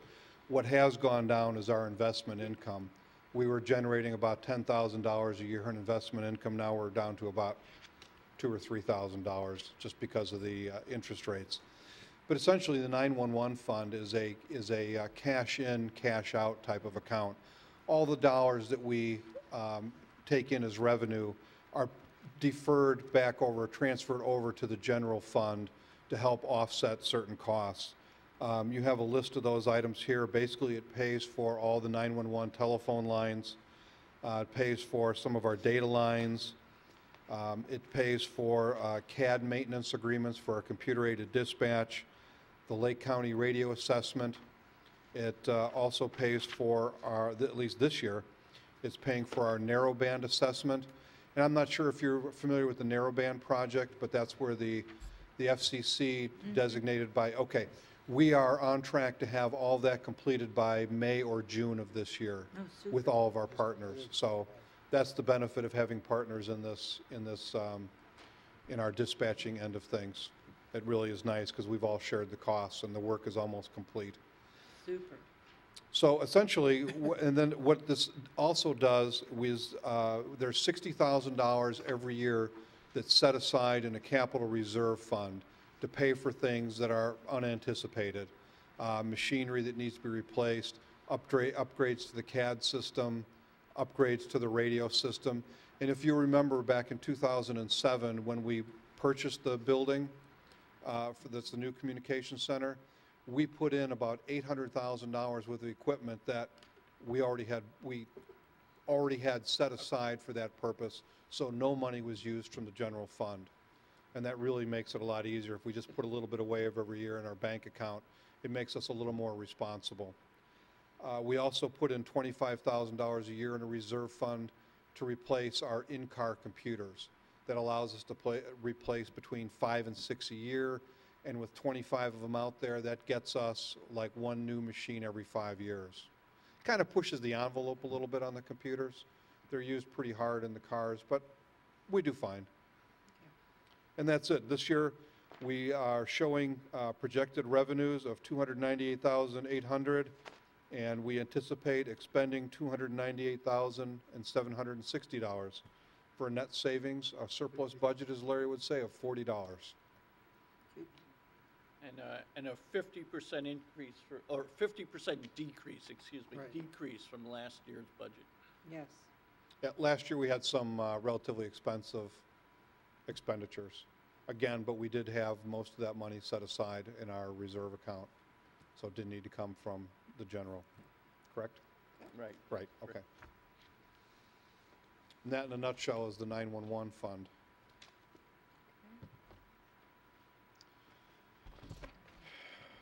The next one is the DUI fund. That's for page 73, for those of you following at home. The DUI fund is essentially every DUI arrest that we make where there's a finding of guilty, the police department, the courts assess a $100 fee for each of those arrests, and that money is transferred to the village and has to be put in an interest-bearing account to be used only for certain designated things. DUI enforcement, training, and equipment related to traffic safety. Again, this money is what we generally use to fund our in-car video camera systems. So if we have money in there to replace systems, we do. If not, we repair an older system. So we don't spend more that's in there. Again, it's an in and out type of proposition. Chief, Why is there- if I may ask on something, because I know, in fact, there are some municipalities and their police force that charge additional money in regards from a tow on a vehicle that probably is extremely expensive. I know we had a discussion with this once before, but is there a point someplace in between that it would be to increase a fee or not? Currently, we charge $125 anytime we tow a vehicle as a result of an arrest, whether it be criminal or traffic related. And that money goes into the general revenue fund. At the time, I was unsure of, a lot of towns jumped to the $500 administrative towing fee. That's a lot of money. There was a federal court case that ruled, I believe it was against, well, I don't want to mention the name of the community, but it ruled against them and said that really you can't do that because you're actually punishing people before there's any finding of guilt or innocence. And that's the problem we get in here. Our fee basically covers the officer's time that it takes to sit there with the vehicle, inventory the vehicle, complete the paperwork, and release the vehicle once the person has been released from custody. I'm always hesitant. I know there's still been another couple of communities that have done that. I'm always hesitant because of the appearance. Again, we're punishing people and fining them before they are even have their day in court. Now, I do believe the appellate court has come back and said that it is okay to charge those types of fines. And essentially what you're doing is you're charging people a bond, and they can request a court date and a hearing. And in order to have that hearing, it has to be done by an impartial administrative hearing officer. Right now, the assistant village manager functions as our hearing officer for parking tickets. However, he would not be able to be used for this. We would actually have to hire an attorney, and that's in the court, that's in the statutes. We'd actually have to hire an attorney to be our administrative hearing officer to hear these cases. So as it stands right now, we're okay. But if we decide to bump it up, then we have to enact these other safeguards. Does this fee include the actual towing cost? No, it does not include the That is actual a towing separate cost. They still have to pay the tow company for whatever the cost of the Storage. towing and storage is. Okay. Right. I just want to make sure. Yeah, this was just a fee that was being added on top of. Right. Well, there is a lot of, I know there's downtime for that officer, definitely, because the individual have to even be watched a period of time for an hour's time frame, so it involves quite a bit. It does. If it's your desire to increase the fee, we can certainly do that. I'm just looking, I'm not saying that we're like to increase it to the fact, but I know ridiculous is 500. but I thought it would actually, for what we charge, I thought was probably below, so. And I'm sure it is. I was gonna say, what if we did, like you said, I don't wanna go to 500 No, either. I would not but go to 500. somewhere. Now, just as a point of information, we could have an appeal filed on today's number of 125. So Bob, we've talked about it. Yeah. Bob Kenny would be the hearing officer, because as Mark said, you have to be an attorney. Because we have So- talked about it, and we thought that usually our administrative hearing nights are the third Tuesday of every month, which is immediately prior to a board meeting. We could just change the time of the hearing, bump it up from 5 o'clock to 6 o'clock. We could do the hearings. Bob Kenny would need to come in an hour early. And of course, what Mark's saying basically, the higher the number, the more motivation someone has to Well, I would go through only- the appeal process. I would think, somewhere, I'm thinking in somewhere in terms of, maybe up to 150, no more than 200, but somewhere in that area, just to cover our costs better, since we haven't increased that for a long time, I know. Yeah, we've never increased it. I didn't think. And we were one of the last communities to establish it. And that's Just- why ours is to cover the cost. I'm not looking to I'm not gouge. either, just to get the cost covered. Perhaps you could take a look at that and kind of ballpark a close figure of what it really cost, Sure. and then come back to us at a later date, and we can always look at possibly changing that fee some other time. Thank you. And along the same line, if we had those kind of numbers, it would be a much more defensible position. Right, Right. exactly. Absolutely. Why is there no numbers in the fiscal year 11-12? They only pay that out once a year? Well, what we as far as the way it's, you're talking in the collections to date? Right. We do that as a transfer once a year from, it's collected from the general fund and as a single check, and then it's distributed to that once a year. Okay, so what do we expect it to be, though, for, Oh, let me see, we're about, you've got a revised budget which is equal to the original budget, so we're gonna get 18,000? about 18,000. So DUI arrests were up big time this year. And Over they're twice? already up this year considerably. Okay. Yeah, the administrative towing fees were at 18,000 last year. So if you were to raise that fee to $250, you'd be doubling that right off the bat.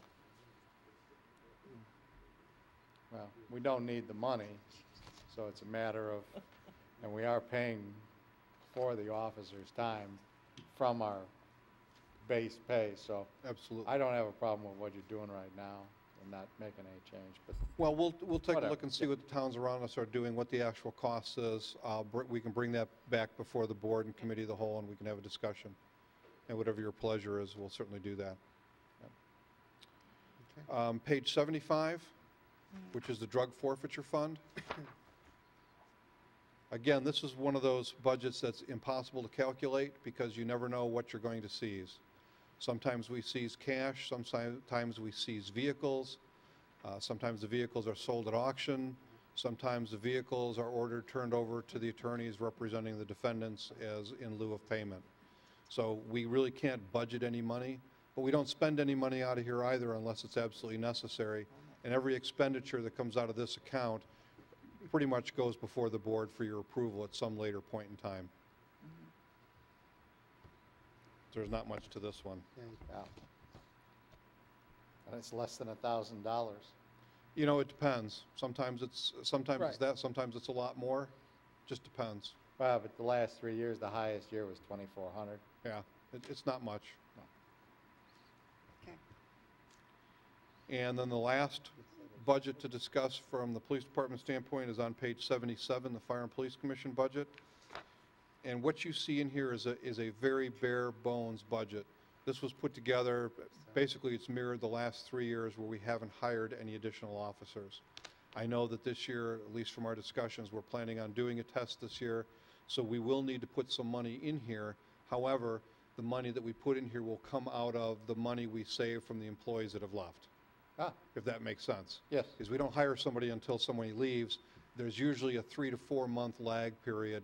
So the money that would go to pay for the officers, that employee's salary and benefits, a small portion of that would be transferred over here at some later date to cover the costs of whatever it takes to run the tests. Makes sense. Good. And that's it from the police department. Okay. Let me see, obviously, we will bypass the community development budget, though I don't know if it's, it is actually a 0.6% decrease, but it's one of our larger budgets, so we probably do want to bypass that one. The capital sub-fund budget is fairly straightforward, but I don't know if we want to hold that for another day, maybe just Capital because it is sub-fund. capital. I think we should probably keep that one for full board. Probably by the same token, the motor fuel tax and the VHAC. Should we go ahead and do the Metro substation sub-fund budget? Sure. Which is on page 105. 105. On 105? So I'm trying to do it this way and this way. And the overall budget is, oops, I said, oh yeah, 105, I'm sorry. We did Metro, right?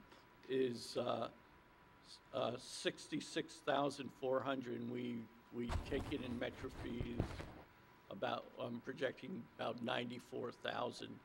And it's a 25% increase, 26% increase, but that's mainly because we have 11,500 for the repair of the roof at the Metro station. And then there's also in contractual about a $1,600 increase for snow plowing services. Dave, is there anything you want to add to that? Exactly what Larry shared. For clarification, the largest increase is the warming shelter roof replacement, 11,500. I brought it up as part of the capital improvements program. The far side of the Metro station, the warming shelter, snow is getting inside the vents. It's filling up the ceiling drywall, and it's going to collapse if we don't do something. So that's why we included it. Anticipating fees being down 1%. 1.05. Right.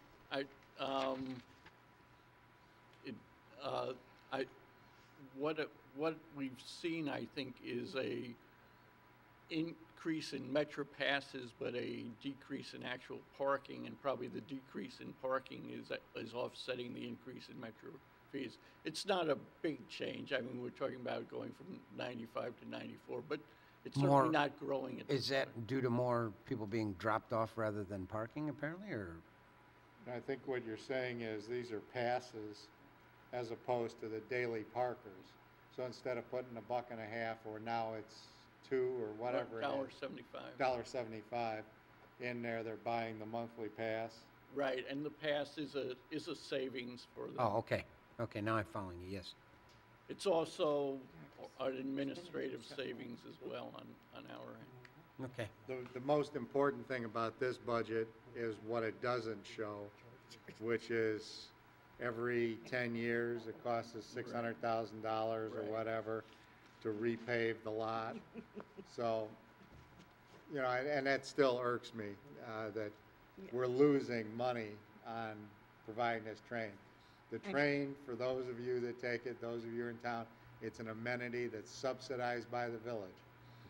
You're paying way too little for the privilege to park there because it's costing us $600,000 plus or minus every 10 years to refurbish the pavement. So, and we're not accruing any funds for it. We're taking that out of our general fund. So We do have about 100,000 saved in, specifically Right. from those revenues over those expenditures. But you're right, they're going to be eaten up in about 2 weeks when it comes time to redo the parking lot. Right. We do have, in fact, I know we end up, don't we do a advertising where we get some dollars for an advertising sign in the, we did something, I thought, I did, where we were receiving some information on a roll advertisement. We didn't pursue it, though. Yeah. I mean, it There was came discussion. before you, We talked, and Metro wanted to do it, and then they never followed up. And you all didn't really have a strong desire to do that, so we didn't follow up on it. Well, it was pennies, as Right, I it was. recall. It was maybe a net revenue Yeah, of it $4,000 or $5,000 or whatever by the time it was all said and done, because Metro was gonna get the biggest piece. Right.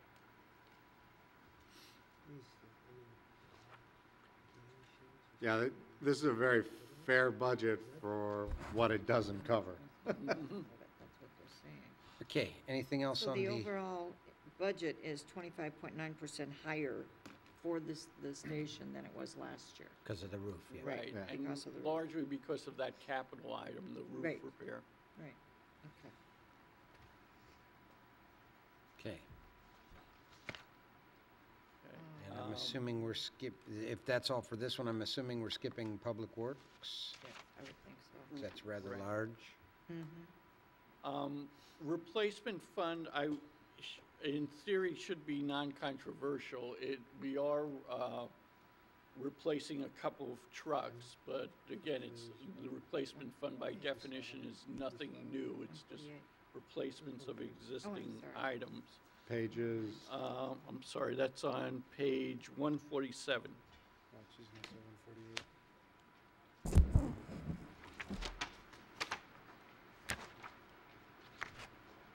Oh, did I get that right? 147 is intentionally left blank. I see it totally. Oh, no, that was 146. I'm 148. sorry. Fat fingers Oh, here. I'm in the wrong year. That's the problem with being too many.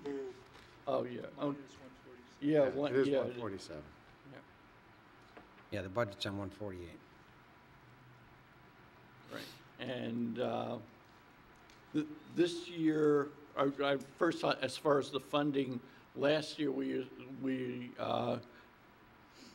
diverted the money that was to go into the replacement fund for salary increases. This year, we're funding it about at 55% of what we have calculated to be the long-term ongoing needs. And I think next year, when we are able to drop $500,000 of debt service off of our budgeted requirements, we should be able to start fully funding the replacement fund again. But what funding 55% of it means is that we're able to run a surplus in this budget, at least not net of depreciation, but in terms of dollars in and dollars out. And there are, as I say, a $724,000 cash reserve in the fund. Plus, there's about $1.1 million owed to it from the tax increment fund. And now that the tax increment fund is doing a little better, there's a good chance that that'll get paid back over time. And out of that fund, Dave and Al Funk have identified that 2 trucks need to be replaced at this time.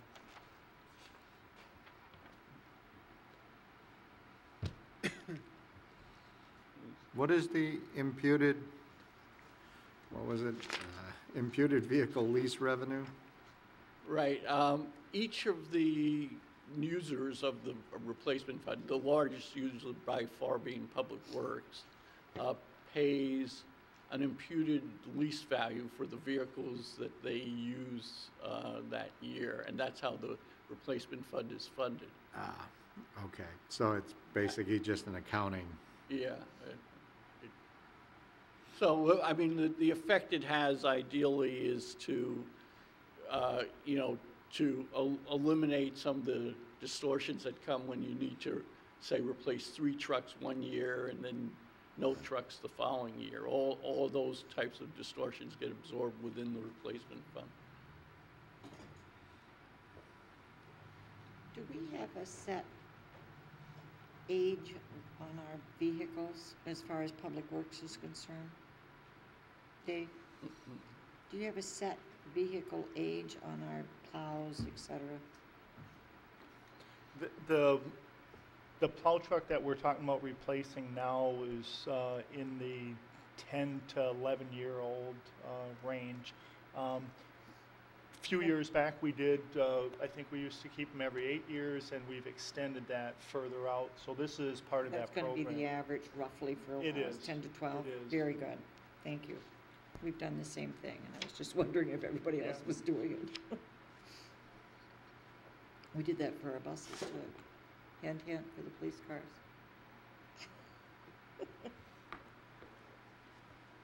Chief's ignoring me. Yes, he did. Anything else on replacement Yes, fund? he did. He heard me. So really what we're talking about buying this year though is the holder, replacing that, replacing a Windstar, replacing the plow truck that you just mentioned, Dave. Yes. Sorry, I forgot the Windstar when I said the 2 trucks, yeah. And that's about it, right? It's all work, Paul. Right, Snow the blower, replacement of a plow. 3/4 ton That's a ride. truck with plow, replacement of a holder sidewalk plow, and the replacement of a Windstar. Yeah. Okay.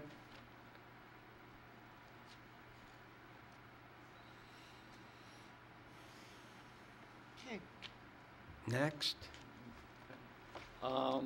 Let's see, the resident benefit fund at this point includes the VHAC and the grants program. I suppose we should probably wait for trustee Hebda on that. Okay. Let me see, the next item would be the community events fund. There is a 9.1% increase, but again, it's one of our, I wouldn't say a small budget, but it's not, certainly not one of our larger budgets. Should we go ahead and address that one? Page 155, I believe. On page 155? Yeah, that's Arbor Theater, Light Show, Fishing Derby, Oktoberfest.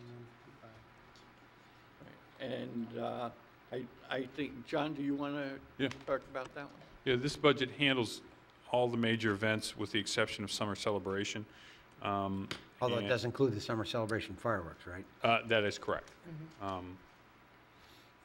So as you'll see at the bottom of the page, we've increased all the events with the exception of the summer celebration fireworks. Basically, this is the first time in a number of years that we've done that. So for instance, Arbor Theater,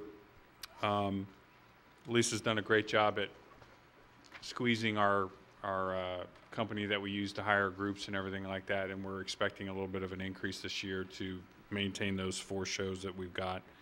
The light show numbers, you'll see there it's a $2,500 increase, and basically that reflects our participation in the Convention and Visitors Bureau media campaign that we did.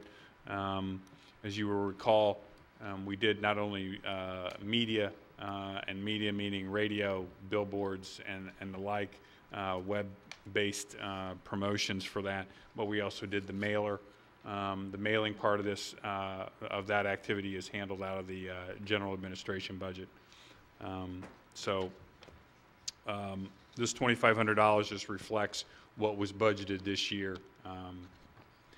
The fishing derby, in talking with Deputy Chief Petrillo and his team in coordinating this activity, they're asking for some additional funding, partly in part simply because they have seen a decrease in donations for this event.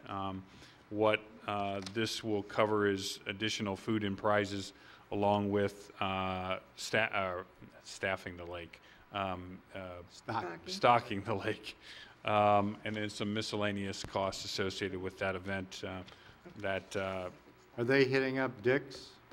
I think they're talking with everybody within the village. Their biggest issue has been the drop-off in food primarily, so, from what I understand. 4th of July, you'll see an increase there of $2,200 going into, or proposed this year.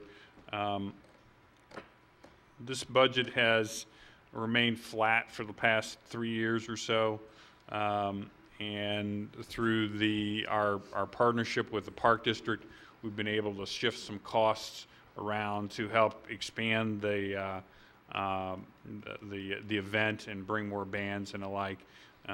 The Park District has contributed about $7,500 last year, both towards the parade itself and also the Saturday or the evening's entertainment. And this year they have indicated that they are going to in fact do that again. We're projecting just basic increases across the event that come with regards to rental, for instance, facilities. Those are porta potties and those types of things, and just other miscellaneous activities with regards to the event itself, with the exception of candy, of course. So. We're holding the line on candy this year. The pageant, you'll notice there's a proposed $400 increase. Again, they have done a great job with their budget and again have held the line both through their creative efforts and also the shifting of the event to the Sullivan Center. That will continue to be at that location again this year. We're adding and proposing an additional $400 that will cover miscellaneous supplies and expenses for that event. Summer celebration fireworks, no projected increase. I've talked to Matt Bartlett, and he was comfortable with that recommendation. And then finally, with regards to the Oktoberfest, we proposed about a $1,700 increase in that budget.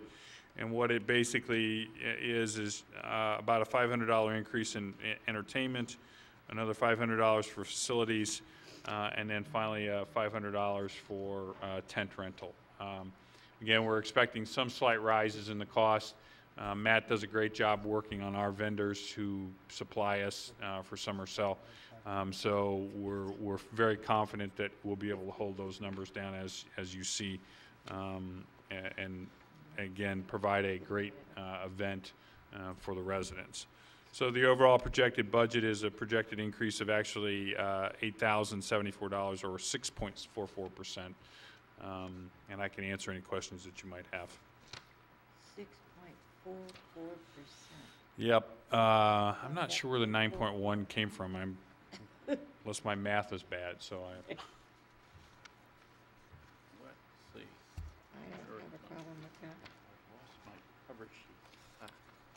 I know it's been a long time since we've added money to some of these accounts. Okay, anything else on events fund? What's our total revenues for all these? I know, we got the beer sales and everything else. Well, or do we net that out against? Well, I'll let Larry speak to Summer Celebration. I mean, we project light show ticket revenues at about $110,000 annually. That's why you see a significant offset in what is the cost of this budget for the light show itself. Larry we don't make any money on anything else, so Larry can give you an update on Summer Cell. Right. And just the 9.1% should have been the increase on contractual services from Revise. I'm not sure. I think that may be a number I just didn't catch. That doesn't make a lot of sense. The overall events budget is up about 6%, 6.4%. And as John said, the only revenues or significant revenues for this are the light show revenues, which we're projecting $110,000. But when we get into Summer Celebration, that's another set of revenue. Okay. So how do we treat the light show revenue? We just, as a line item in general revenue? Right, it's a general revenue, it's a revenue of the general fund. And though in recent years, I'd say the light show, well, I'd say the light show has been covering costs. It's probably, you can view it as a payback to the general fund for years in which it did not. Okay. Plus, to add to that, you know, there's not numbers directly attributable for what Public Works does during their normal working hours. So, right. I know Trustee Cook had that question posed to him. We certainly do not, if you included truly all the expenses, it does not make money, the Holiday Light Show. It's a promotion for the village and an event for the community. Right. Okay. Okay. Thank you. Okay. The summer celebration, I know we had a previous discussion on entertainment, which is probably the most controversial item in it. So with that done, I think this, in my mind, becomes a non-controversial budget. The revenues are projected to be up 4%. Basically, what I'm doing is looking in the rearview mirror at what 2011 happened in 2011. And while donations and cultural partners were down, that was enough. There was enough in event revenue. I'm sorry, I'm page 163. I'm sorry.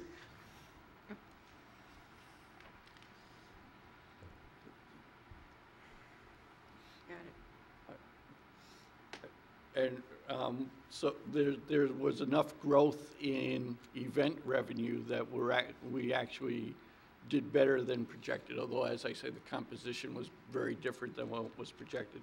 So we're projecting, based on that, we should have enough funds within the summer celebration revenue stream to cover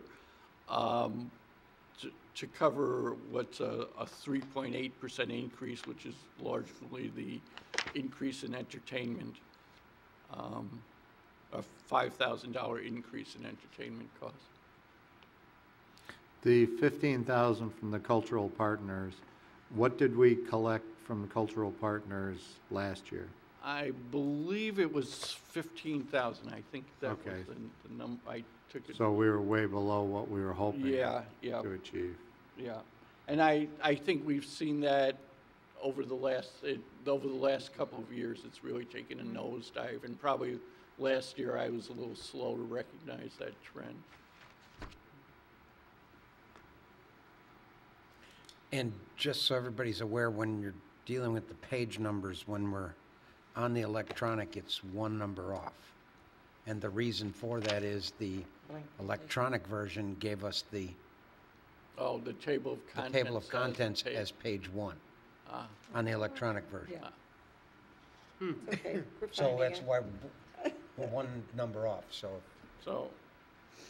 when I say 163, I actually mean 164. It turns out to It's be 164 in the electronic, over yeah. here. We haven't figured out, though. Okay, well, a lesson for next year. Well, it's funny, at the bottom of the page, it says 163, even though the computer's saying it's 160. You know how it is. Computers are funny. So, total budget there is 136,900, as I say, a 3.8% increase. Okay. Okay. General purpose, which is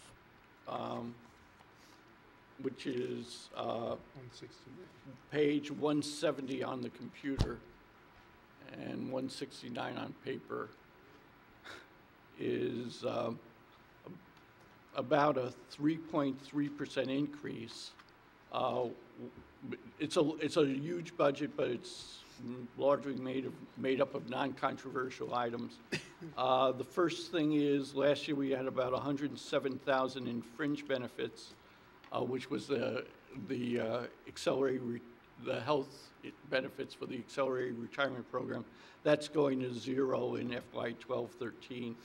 Debt service in the general fund is declining, in general purpose is declining a little bit. I'll talk about the increase in hotel motel, and ideally that the hotel motel should now be merged with general purpose and will be shortly. I just ran out of time before putting this budget together. Contingency is up substantially from 25,000 to about 180,000. And then finally, the last item is the requirement for a 10% match of TIF revenues going into the TIF fund, and that's going up by almost 19%, and that's a really good thing because that also means it looks like our TIF revenues are going up by about 19%. The significant jump in contingency is? Because we were kidding ourselves last year. Yeah, that's what I thought. Yeah. That was my assumption. And that total budget is $1,164,673. As I say, most of that, $891,000, is debt service.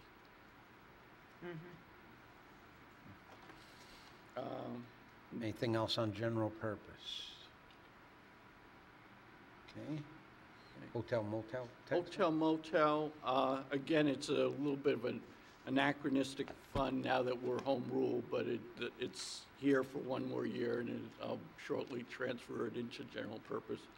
But basically, it accounts for the uses of the hotel motel tax.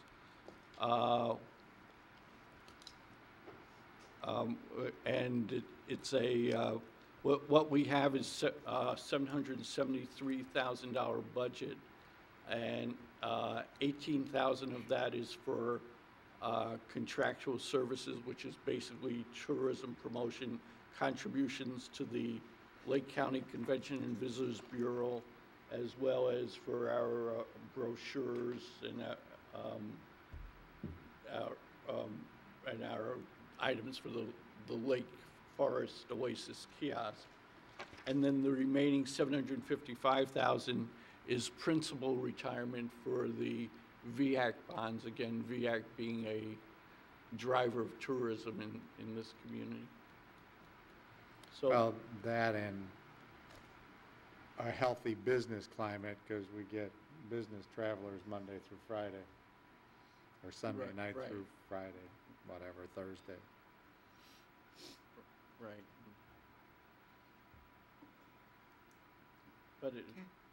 But one more piece of it, I guess, is, and the overall budget is $773,000, which is a 4.7% increase. Most of the change there is the increase in debt service, which we talked about general purpose.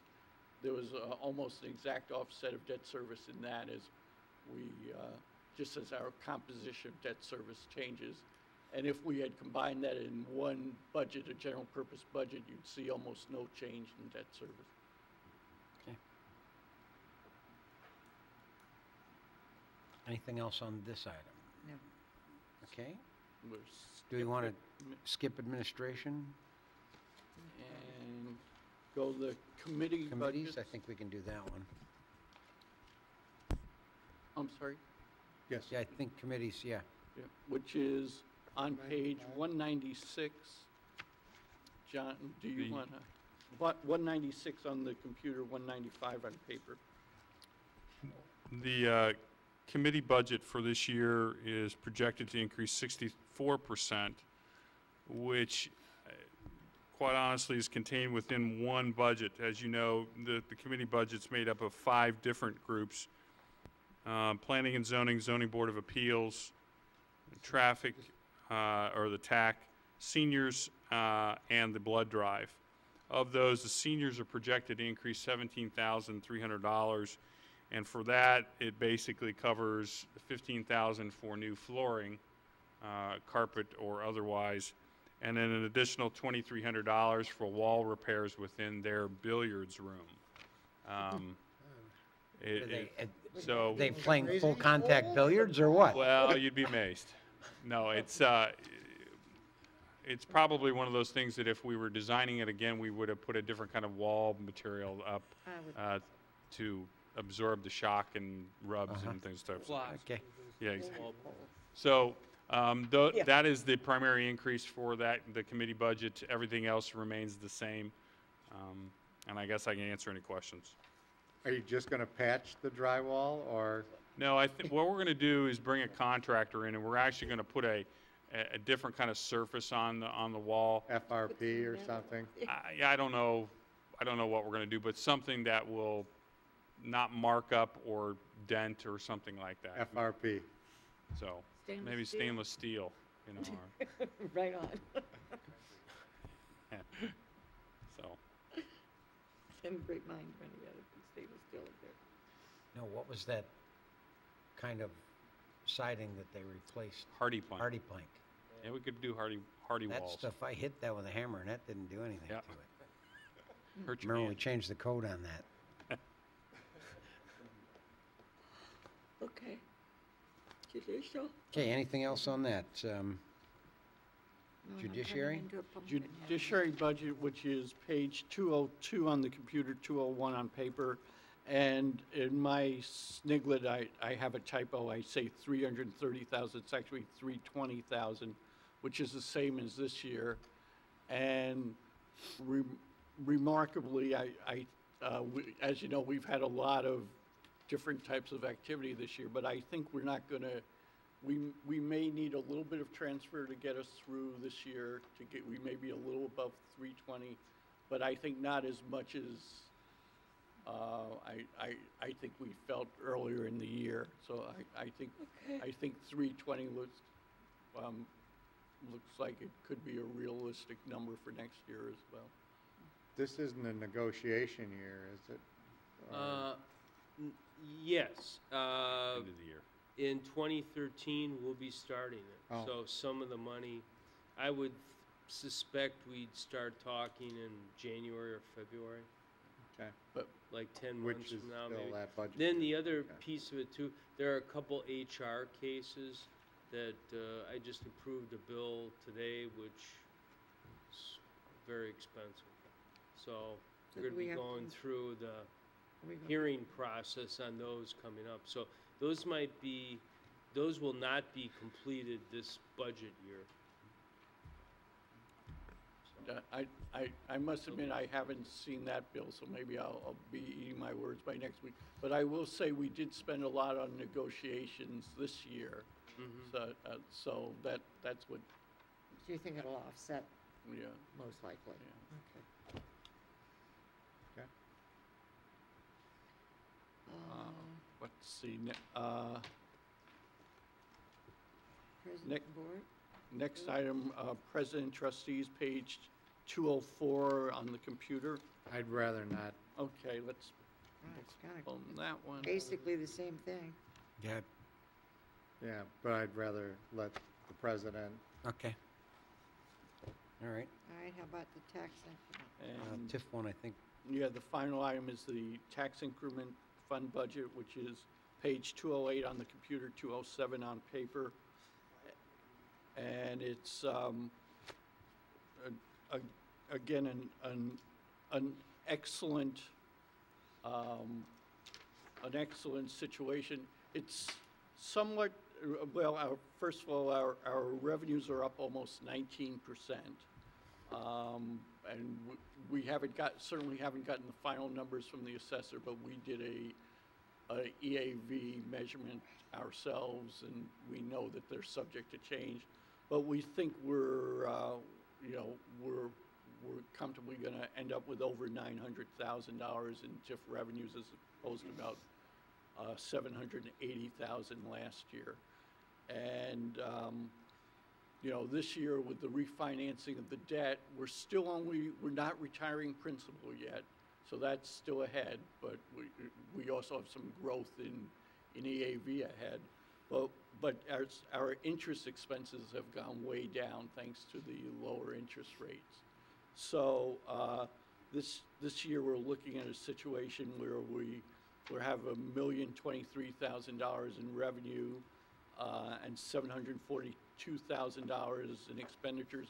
And unlike in prior years, there's no requirement for a loan from the general fund or for, there's a required transfer, but no loan. And there's no requirement basically to draw on deferred future revenues to, which we were essentially doing by when we amortized interest, but we didn't pay it off.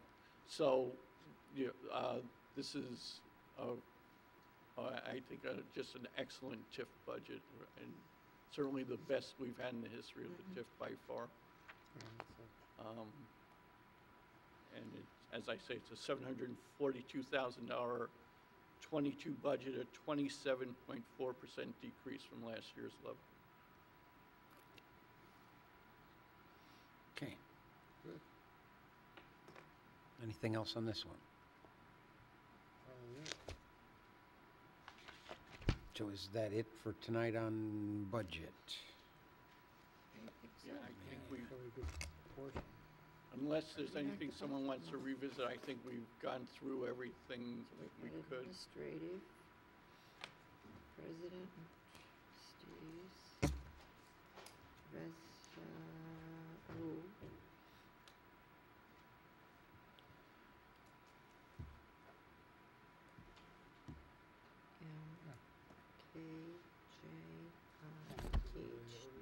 Enjoy this. C and B.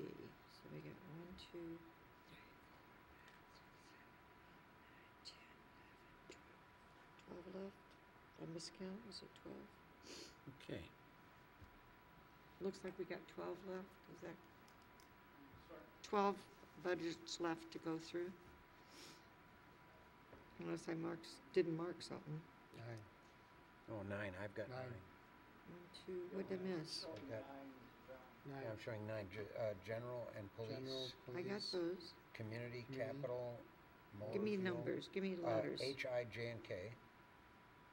Oh, I forgot to mark the other one off. And O and T. And And O, W. T, and W. M, O, T, and W. Let me Let's see, count I've it got again. MOT 1, 2, 3, It's up here. 4, 5, I got to 6, mark off something. Yeah. Oh, I 7, see it. 8, There's some there. 9. Okay. Cool, okay.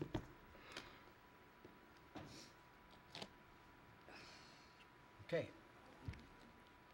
If there's nothing else on the budget stuff, I'll entertain a motion to adjourn. Motion to adjourn? Second that motion. Okay, motion is second. Roll call, please. President Byrne, Trustee Williams, Aye. Trustee Hebda, Trustee Cook, Aye? Trustee Markwart, Aye? Trustee Schultz, Aye. Trustee Schwartz. Okay, motion carries and we are adjourned. Thank you and good night. Have a good night.